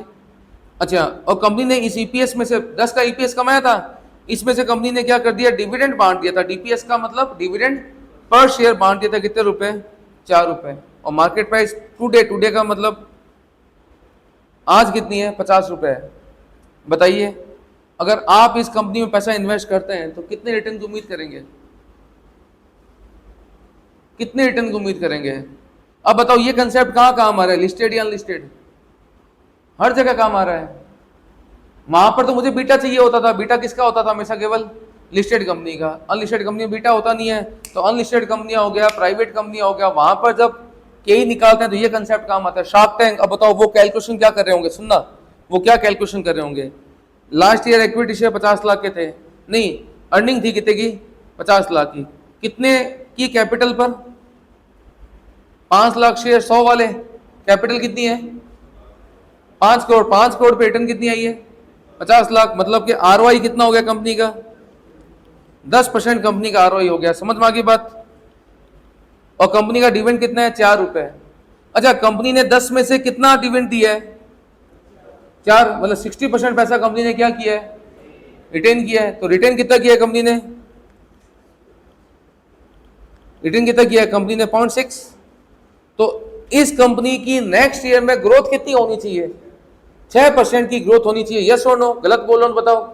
क्योंकि ग्रोथ कब होती है जब पैसा रिटेन करके आप क्या करते हो रीइन्वेस्ट, रिटेन किया आपने कितना 0.6 और रीइन्वेस्ट कर दिया उसको किस रेट पर 10% पे, तो ग्रोथ रेट कितनी होनी चाहिए 6%। नहीं समझ में आया तो वो वाले तरीके से कराऊं, ऐसा भी किया था लेंदी तरीके से, ये लेंदी तरीके से हमने निकाला था ना 8%, याद आया कुछ, कैसे निकाला था हमने 50 लाख पे से आपने क्या किया 4 लाख इन्वेस्ट रिटेन करके इन्वेस्ट कर दिए, 54 पे 20 में निकाला 1080, 1080 का मतलब कितना हो गया 8% ग्रोथ हो गया। मैंने इसको सिंपल तरीके से क्या किया, मैंने कहा देखो 10 में से आपने 4 रिटेन रखा 0.4 और री इन्वेस्ट कर दिया किस रेट पर 20% पे, तो ग्रोथ कितना हो गया सीधा 8%। दोनों में आंसर सेम ही आएगा, तो लॉन्ग कट जाने की जरूरत ही नहीं है। तो मैं तो यहाँ साफ साफ बोल रहा हूँ कंपनी ने ग्रोथ कब करेगी जब रिटेन करके क्या करेगी री इन्वेस्ट, रिटेन किया कितना 0.6 री इन्वेस्ट कर दिया 10% पे, तो कंपनी ग्रोथ कितना है 6%। अब बताओ तुम एज ए इन्वेस्टर कंपनी से नेक्स्ट ईयर कितने रेवेन्यू रिटर्न की उम्मीद करोगे और कितने कैपिटल एप्रिसिएशन की उम्मीद करोगे। अगर लास्ट ईयर का अगर डिविडेंड कितना था 4 था, नेक्स्ट ईयर डिविडेंड की उम्मीद कितनी करोगे 4 1 + 0.06 4.24, कितने रुपए इन्वेस्ट करके। आज अगर मैं पैसा लगाता हूं तो 50 रुपये लगाऊंगा, 50 लगा के कितने रिटर्न की उम्मीद करता हूं इंटू 100, और प्लस क्या उम्मीद करता हूं कि कंपनी की ग्रोथ रेट अगर 6% है तो कंपनी के शेयर का प्राइस भी तो क्या होना चाहिए 6% से ग्रो करना चाहिए। ना रेवेन्यू रिटर्न में कितना निकल गया 4.24 अपॉन 50 इंटू 100 करना कितना आता है 4.24 अपॉन 50 मल्टीप्लाई बाय 100 करना कितना आता है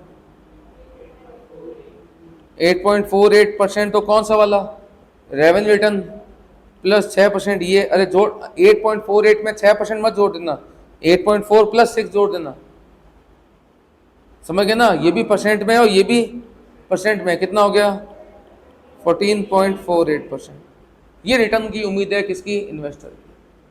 और इन्वेस्टर की रिटर्न की उम्मीद इसी क्वेश्चन में देखो मैं चेंज कर देता हूं, इसी क्वेश्चन में इन्वेस्टर की रिटर्न की उम्मीद देखो चेंज कैसे हो रही है। सेम क्वेश्चन है तुम्हारे सामने,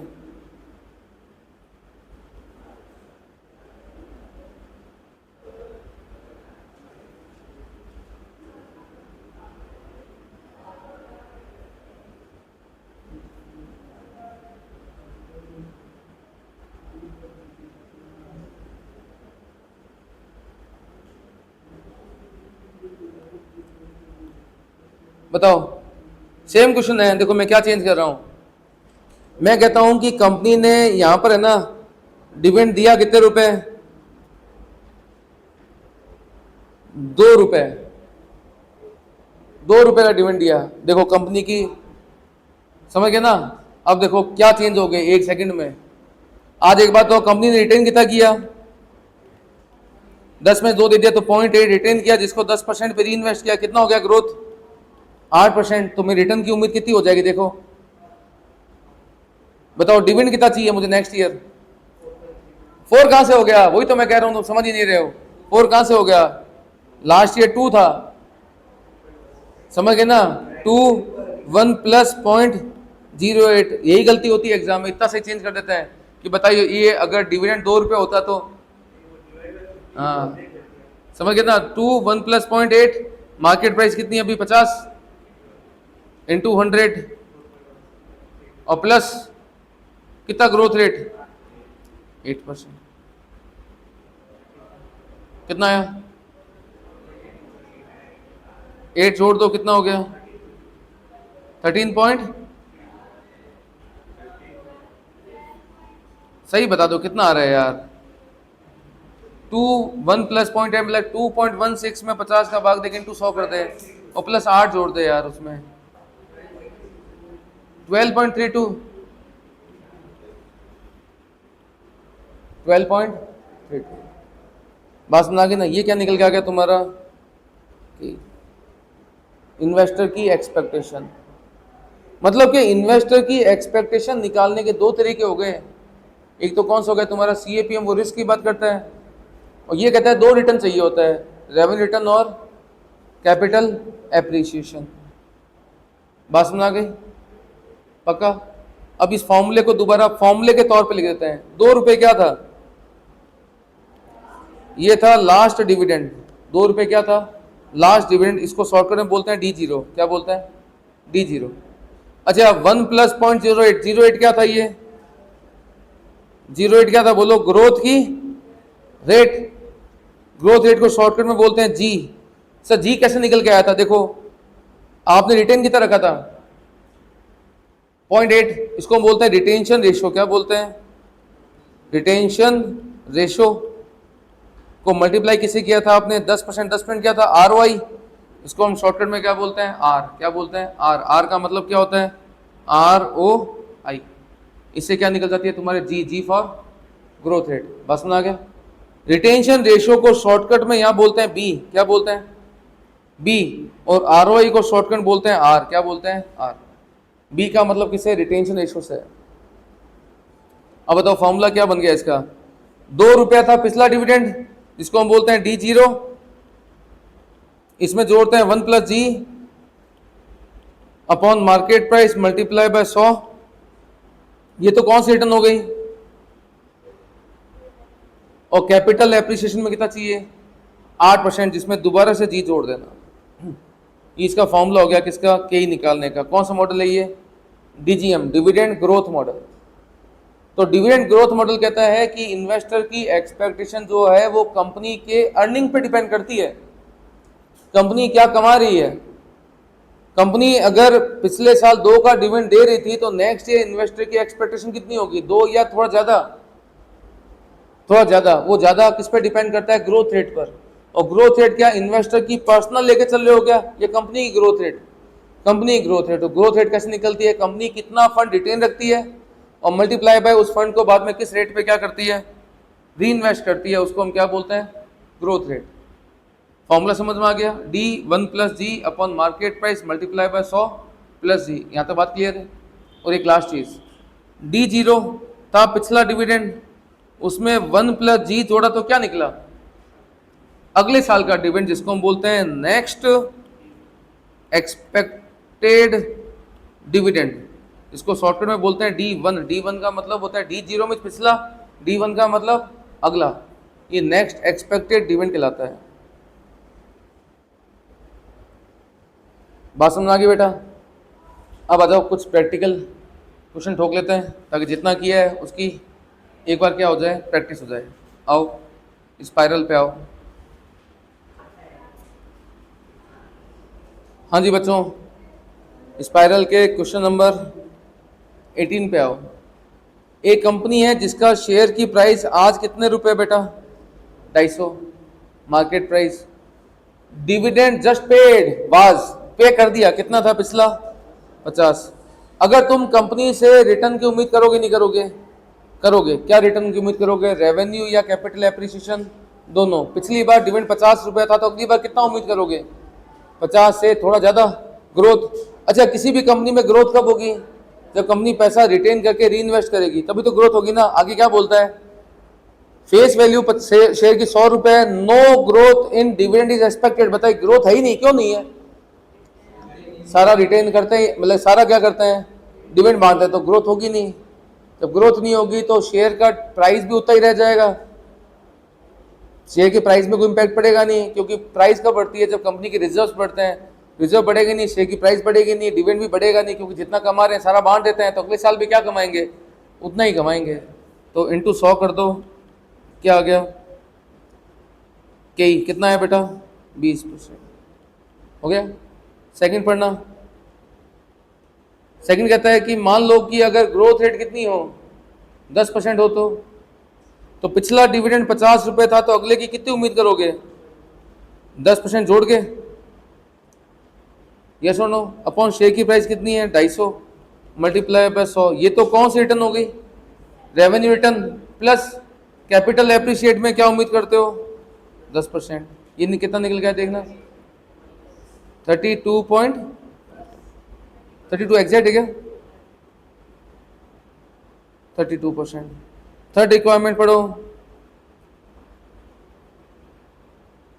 मान लीजिए फर्स्ट पॉइंट के अंदर इन्वेस्टर की कई दे रखी है। अच्छा, मतलब कई का फॉर्मूला क्या होता है,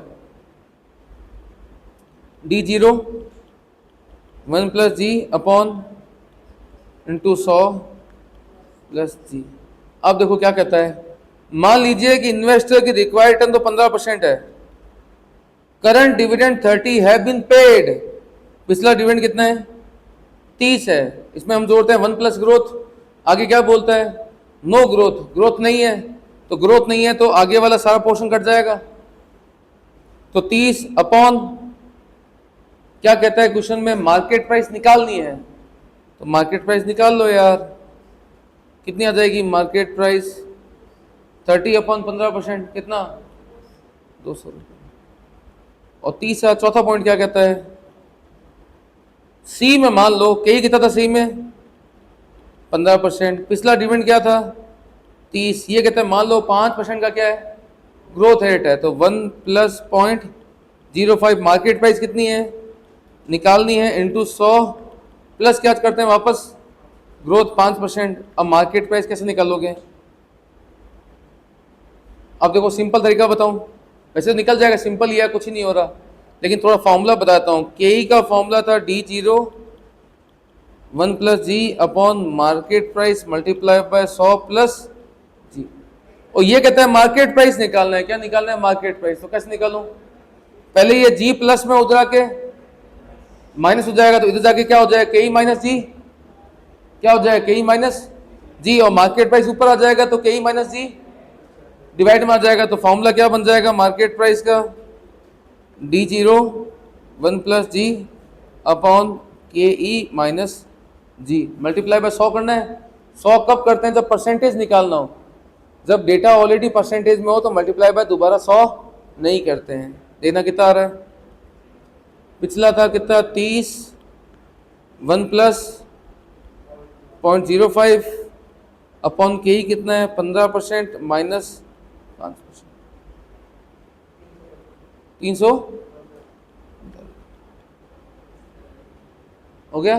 कोई दिक्कत डाउट, पक्का नहीं है। क्वेश्चन नंबर 20 पे आना 20 पे आओ। रिस्क फ्री कितना है मार्केट में, मार्केट में कितना मिलता है 18, मतलब मार्केट में 10 एक्स्ट्रा मिलता है, इसको हम बोलते हैं मार्केट रिस्क प्रीमियम। कितना हो गया 10%।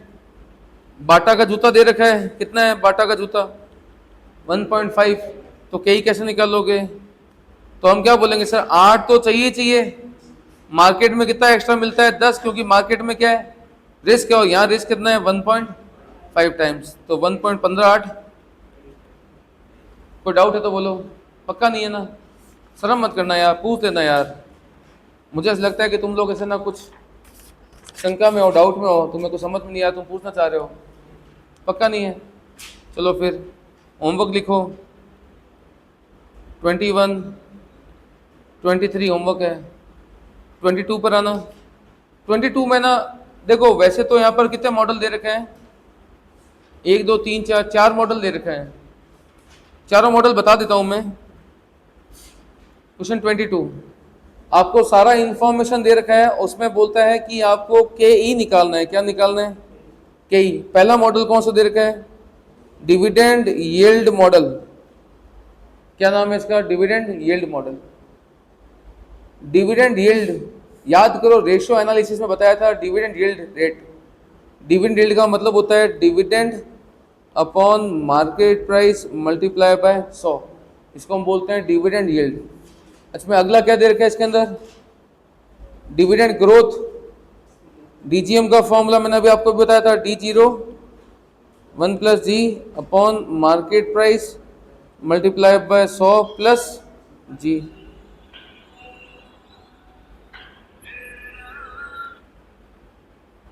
बात समझ आ गई? अच्छा, थर्ड क्या दे रखा है इसके अंदर आपको? CAPM। फॉर्मूला बोलो CAPM का, risk free plus beta into MRP। MRP for market risk premium. और एक दे रखा है EP मॉडल। डिविडेंड यील्ड का दूसरा नाम होता है DP model, dividend upon market price. और इसमें लिखा है EP मॉडल। EP मॉडल का दूसरा नाम होता है earning yield model. Earning yield model, earning yield model या EP मॉडल, बात एक है। उधर डिविडेंड यील्ड मॉडल या DP मॉडल, बात एक है, जिसका फॉर्मूला क्या था? Earning per share upon market price multiply by 100। ये दो तो केवल इस क्वेश्चन में पूछे गए हैं, होते केवल दो ही फॉर्मूले हैं। कौन से? डिविडेंड ग्रोथ मॉडल और CAPM मॉडल। तो 22 आपको पूरा सॉल्व करना है, सारी इंफॉर्मेशन क्वेश्चन में आपके पास में अवेलेबल है। Got the point? अच्छा, इसके बाद में होमवर्क मैंने दिया था आपको 23, 26 पे आना बेटा एक बार। 26 में क्या बोलता है? रिस्क फ्री कितना है? 12%। मार्केट में कितना मिलता है? 18। तो मार्केट में कितना एक्स्ट्रा मिल रहा है भैया? 6%। मुझे मल्टीप्लाई किससे करना है? बीटा। बीटा डायरेक्ट नहीं दे रखा, वो क्या दे रखा है? Standard deviation. याद है बीटा का फॉर्मूला क्या था? Standard deviation of share upon multiply by, निकालना कितना हो जाएगा बीटा? स्टैंडर्ड डेविएशन शेयर कितना है? 2.8%। तो दिखने के लिए है, यूज करने के लिए नहीं है। मार्केट में कितना है? 2.3%। मल्टीप्लाई बाय 0.8 कितना है बेटा? 973। बात समझ आ गया? पक्का हो जाएगा बेटा? अच्छा, इसके बाद में होमवर्क लिखो। Question number 33। एक क्वेश्चन मैं आपको करवा रहा हूं, क्वेश्चन नंबर 24। कौन सा करवा रहा हूं? Question number 24। आ जाए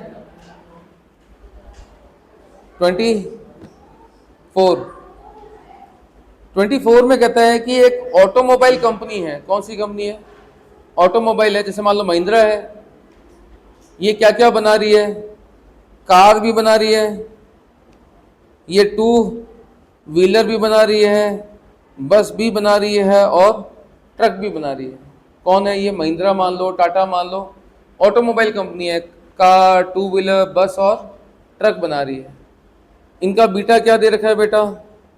0.8, 0.5, 1.2 और 1.5। बात समझ आ गई? अब जो मैं बोल रहा हूं वो सुनना। कंपनी के होते हैं CEO, जिसको आप बोलते हैं बोर्ड ऑफ डायरेक्टर्स होते हैं ना। इनके पास में कौन आया? कार वाला इनको बोलता है कि गुरुजी हमें क्या चाहिए? फंड चाहिए। हमारे सेगमेंट को आगे बढ़ाने के लिए क्या चाहिए? फंड चाहिए सर 50 करोड़। तो CEO बोर्ड ऑफ डायरेक्टर्स क्या उनको फंड सप्लाई करेंगे नहीं करेंगे? बोलो बेटा। कार डिवीजन ने कंपनी को बोला कि साहब हमें फंड चाहिए, कितने करोड़? 50 करोड़ फंड चाहिए, हमें पैसे दे दो। तो क्या कंपनी उनको 50 करोड़ देगी या नहीं देगी? दे देगी, लेकिन एक शर्त के साथ। क्या?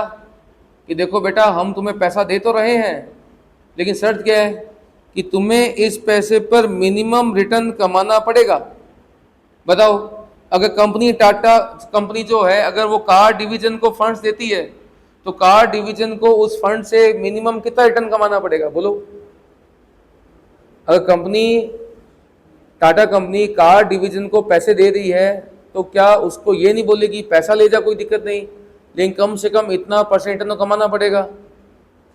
बोलेगी नहीं बोलेगी? तो बताओ वहां कितना परसेंट टन कमाना पड़ेगा? पढ़ो क्या दे रखा है। रिस्क फ्री कितना है? 10। मार्केट में कितना एक्स्ट्रा मिलता है? 8। बताओ कार का रिस्क कितना है? कितना है? 0.8। यही अगर टू व्हीलर वाला बोले हमें पैसा दे दो तो वहां पर कितने रिटर्न की उम्मीद करेगी कंपनी? अगर टू व्हीलर वाला बोले हमें पैसे दे दो तो वहां पर कंपनी कितने रिटर्न की उम्मीद करेगी?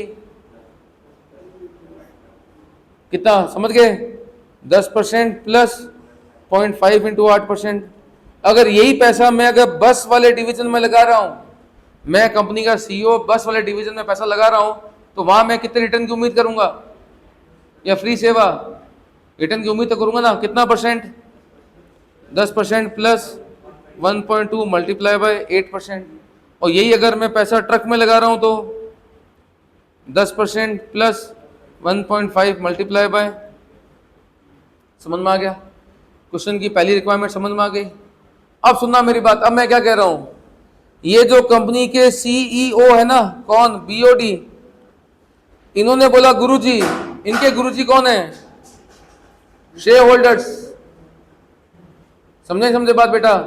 मैं कह रहा हूं इस बार सीईओ बीओडी ने किसको बोला? अपने गुरुजी। इनके गुरुजी कौन है? इनको बोला कि गुरुजी हमें क्या दे दो? फंड्स दे दो। जब शेयर होल्डर इनको पैसा देंगे तो रिटर्न की उम्मीद करेंगे नहीं करेंगे? करेंगे नहीं करेंगे? करेंगे ना। कितना रिटर्न की उम्मीद करेंगे? ये जो बीटा दे रखे थे 0.8, 0.5, 1.2, 1.5, ये किसके बीटा थे? डिवीजन के बीटा थे। अब मुझे बीटा निकालने किसके? पूरी कंपनी के। बताओ पूरी कंपनी का बीटा कैसे निकालोगे?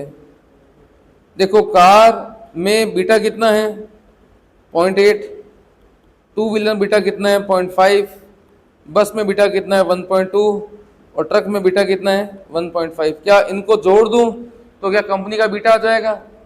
ऐसे मान लो कंपनी में मान लो 101 बिजनेस हो तो कंपनी का बीटा तो चला गया भैया कहाँ? 100 पार। पॉसिबल नहीं है। इनका एवरेज निकाल दूं, इनका एवरेज निकाल देते।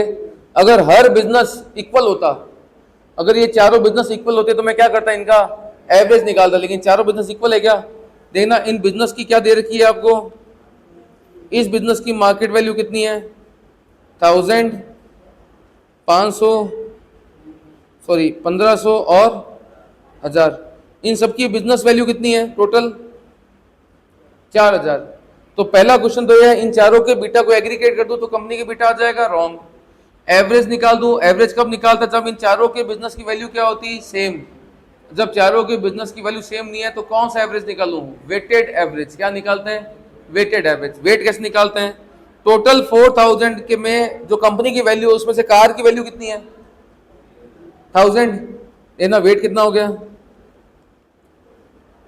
1000 अपॉन 4000। वेट कितना हो गया? 0.25। टोटल बिजनेस की वैल्यू 4000 है जिसमें से टू व्हीलर की वैल्यू कितनी है? 500। 500 अपॉन 4000 निकालो 0.125, 0.375 और 0.25। अब कंपनी का बीटा कैसे निकालोगे? बीटा आएगा कंपनी का वेटेड एवरेज बीटा। कौन सा आएगा? Weighted average beta. बताओ वेटेड एवरेज बीटा कैसे निकालोगे? 0.8 को मल्टीप्लाई करो 0.25 से, कैलकुलेटर पे कर लेना। 0.8 मल्टीप्लाई बाय 0.25 कितना आ रहा है? 0.2। 0.5 मल्टीप्लाई बाय 0.125, 0.6 नहीं 0.0625, इसलिए कहा था कैलकुलेटर पे कर लेना। एक छोटी सी गलती, समझा ना बात? 0.0625 है। तू क्या करके आता? जल्दबाजी करता तो क्या करता? आता हुआ क्वेश्चन गलत हो जाता अगर तुम बेमतलब की जल्दबाजी कर रहे हो। आपको ठीक है, मैं मानता हूं आप होशियार हो मैथ में, लेकिन आप सिंपल करो 0.5 मल्टीप्लाई बाय 0.125, क्योंकि एक छोटा सा जीरो इधर उधर हुआ ना, आता हुआ क्वेश्चन क्या हो जाएगा? गलत हो जाएगा। अगला बताओ। पॉइंट। अगला बताओ। 0.375 ना जोड़ना। कंपनी का क्या आ गया? Weighted average beta. तो ये आ गया कंपनी का वेटेड एवरेज बीटा। अब जब ये लोग जाएंगे ना सीईओ, गुरुजी पैसे दे दो, इनके गुरुजी कौन है? तो शेयर होल्डर को क्या बोलेंगे, पैसा ले जा, मना करेंगे क्या, या क्या बोलेंगे कि इतना रिटर्न कमाना पड़ेगा, क्योंकि वो उनकी एक्सपेक्टेशन है। तो कंपनी के लिए क्या बन जाएगी, कॉस्ट बन जाएगी। Cost not in the terms की हमें उनको देना है, कॉस्ट इन द टर्म्स की यार अगर ये पैसा बिजनेस में आएगा तो इस पे इतना मिनिमम % कमाना पड़ेगा। That is your implicit cost, not your explicit. ये आउट ऑफ पॉकेट कॉस्ट नहीं है, ये अपॉर्चुनिटी कॉस्ट है। क्या है ये, आउट ऑफ पॉकेट नहीं, जेब से नहीं देना, ये अपॉर्चुनिटी कॉस्ट है, इतना कमाना पड़ेगा। बस समझ आगे ना। बताओ कंपनी का केई कितना हो जाएगा, कंपनी का केई तो 10% प्लस 1.0875 मल्टीप्लाई बाय 18% माइनस 10%। यहाँ परसेंटेज केवल दिखाने के लिए है, कैलकुलेटर पे आपको कोई भी परसेंटेज का यूज नहीं करना।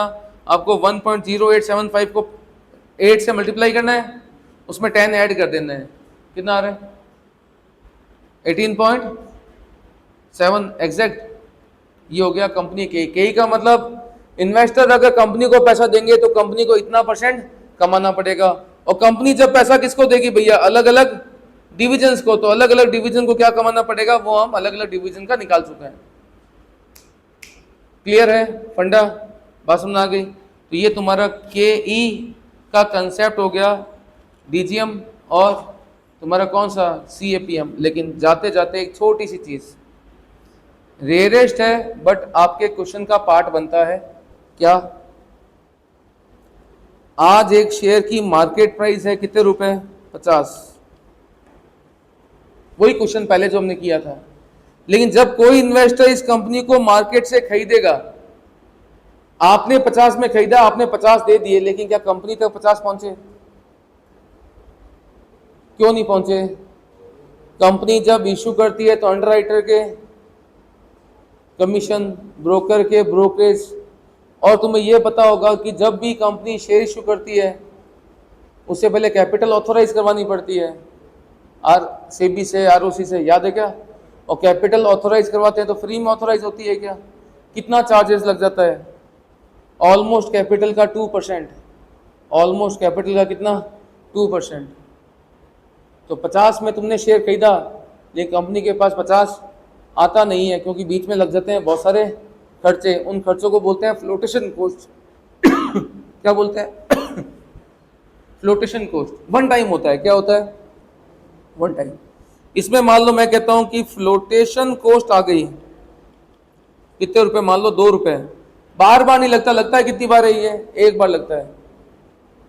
अगर 2 रुपए की फ्लोटेशन कॉस्ट है, क्या क्या गया फ्लोटेशन कॉस्ट में, अंडरराइटर कमीशन, ब्रोकर के ब्रोकेज, ये सारे किस में आ गए, फ्लोटेशन कॉस्ट में आ गए। फ्लोट का मतलब तुम्हारे जेब से पैसा निकाल के मेरे जेब में लाना, बीच में जो पैसा लग गया, खर्चा लग गया, उसको हम क्या बोलते हैं, फ्लोटेशन कॉस्ट। इससे इंपैक्ट क्या पड़ेगा, इससे इंपैक्ट ये पड़ेगा, जो फॉर्मूले में तुम बटा में क्या लिखते हो, मार्केट प्राइस। हम ये बोल रहे हैं कि तुमने 50 दिए, कंपनी के पास 50 आगे आते नहीं है, इसमें से फ्लोटेशन कॉस्ट क्या होती है बेटा, कट जाती है, तो वो माइनस करना पड़ेगा। तो फॉर्मूला क्या हो जाएगा, D0 1 + G upon market price में से फ्लोटेशन कॉस्ट माइनस कर देना इंटू 100 प्लस। लेकिन ये इंपैक्ट फ्लोटेशन कॉस्ट का केवल कहाँ आएगा, केवल किस में आएगा, डीजीएम वाले में आएगा, क्योंकि सीएपीएम तो फ्लोटेशन कॉस्ट की बात ही नहीं कर रहा, वो तो रिस्क बेस्ड मॉडल है। तो डीजीएम से जब तुम के निकालोगे तो उसका ये आंसर आ जाएगा। बात समझ आ गई, पक्का, got the point, whole things are cleared. कल और आगे बात करेंगे, लेकिन कल के ही नहीं करेंगे, कल हम क्या करेंगे, KRE का मतलब क्या होता है, कॉस्ट ऑफ रिटेन्ड अर्निंग्स। तो बताओ रिटेन्ड अर्निंग्स पे क्या कॉस्ट आएगी, वही बात। आज मैं इन्वेस्टर को बोलता हूं कि साहब देखो ये रिटेन्ड अर्निंग्स है ना, इसको हम बिजनेस में क्या कर रहे हैं, री इन्वेस्ट कर रहे हैं। तो इन्वेस्टर क्या बोलेंगे, नहीं करना नहीं है, बिजनेस इन्वेस्टर क्या बोलेगा, कर लो यार। लेकिन इन्वेस्टर क्या बोलेगा, अगर इस पैसे को भी बिजनेस में क्या करते हो, इन्वेस्ट करते हो, तो इस पे भी इतना % मिनिमम कमा लेना, क्योंकि अदरवाइज इस पैसे को भी तो हम क्या कर सकते हैं, कहीं और इन्वेस्ट करके, अपॉर्चुनिटी कॉस्ट, समझ रहे हो। तो कल इस चीज़ के बारे में बात करेंगे। चलो बच्चों, आज नहीं, टाटा बाय बाय।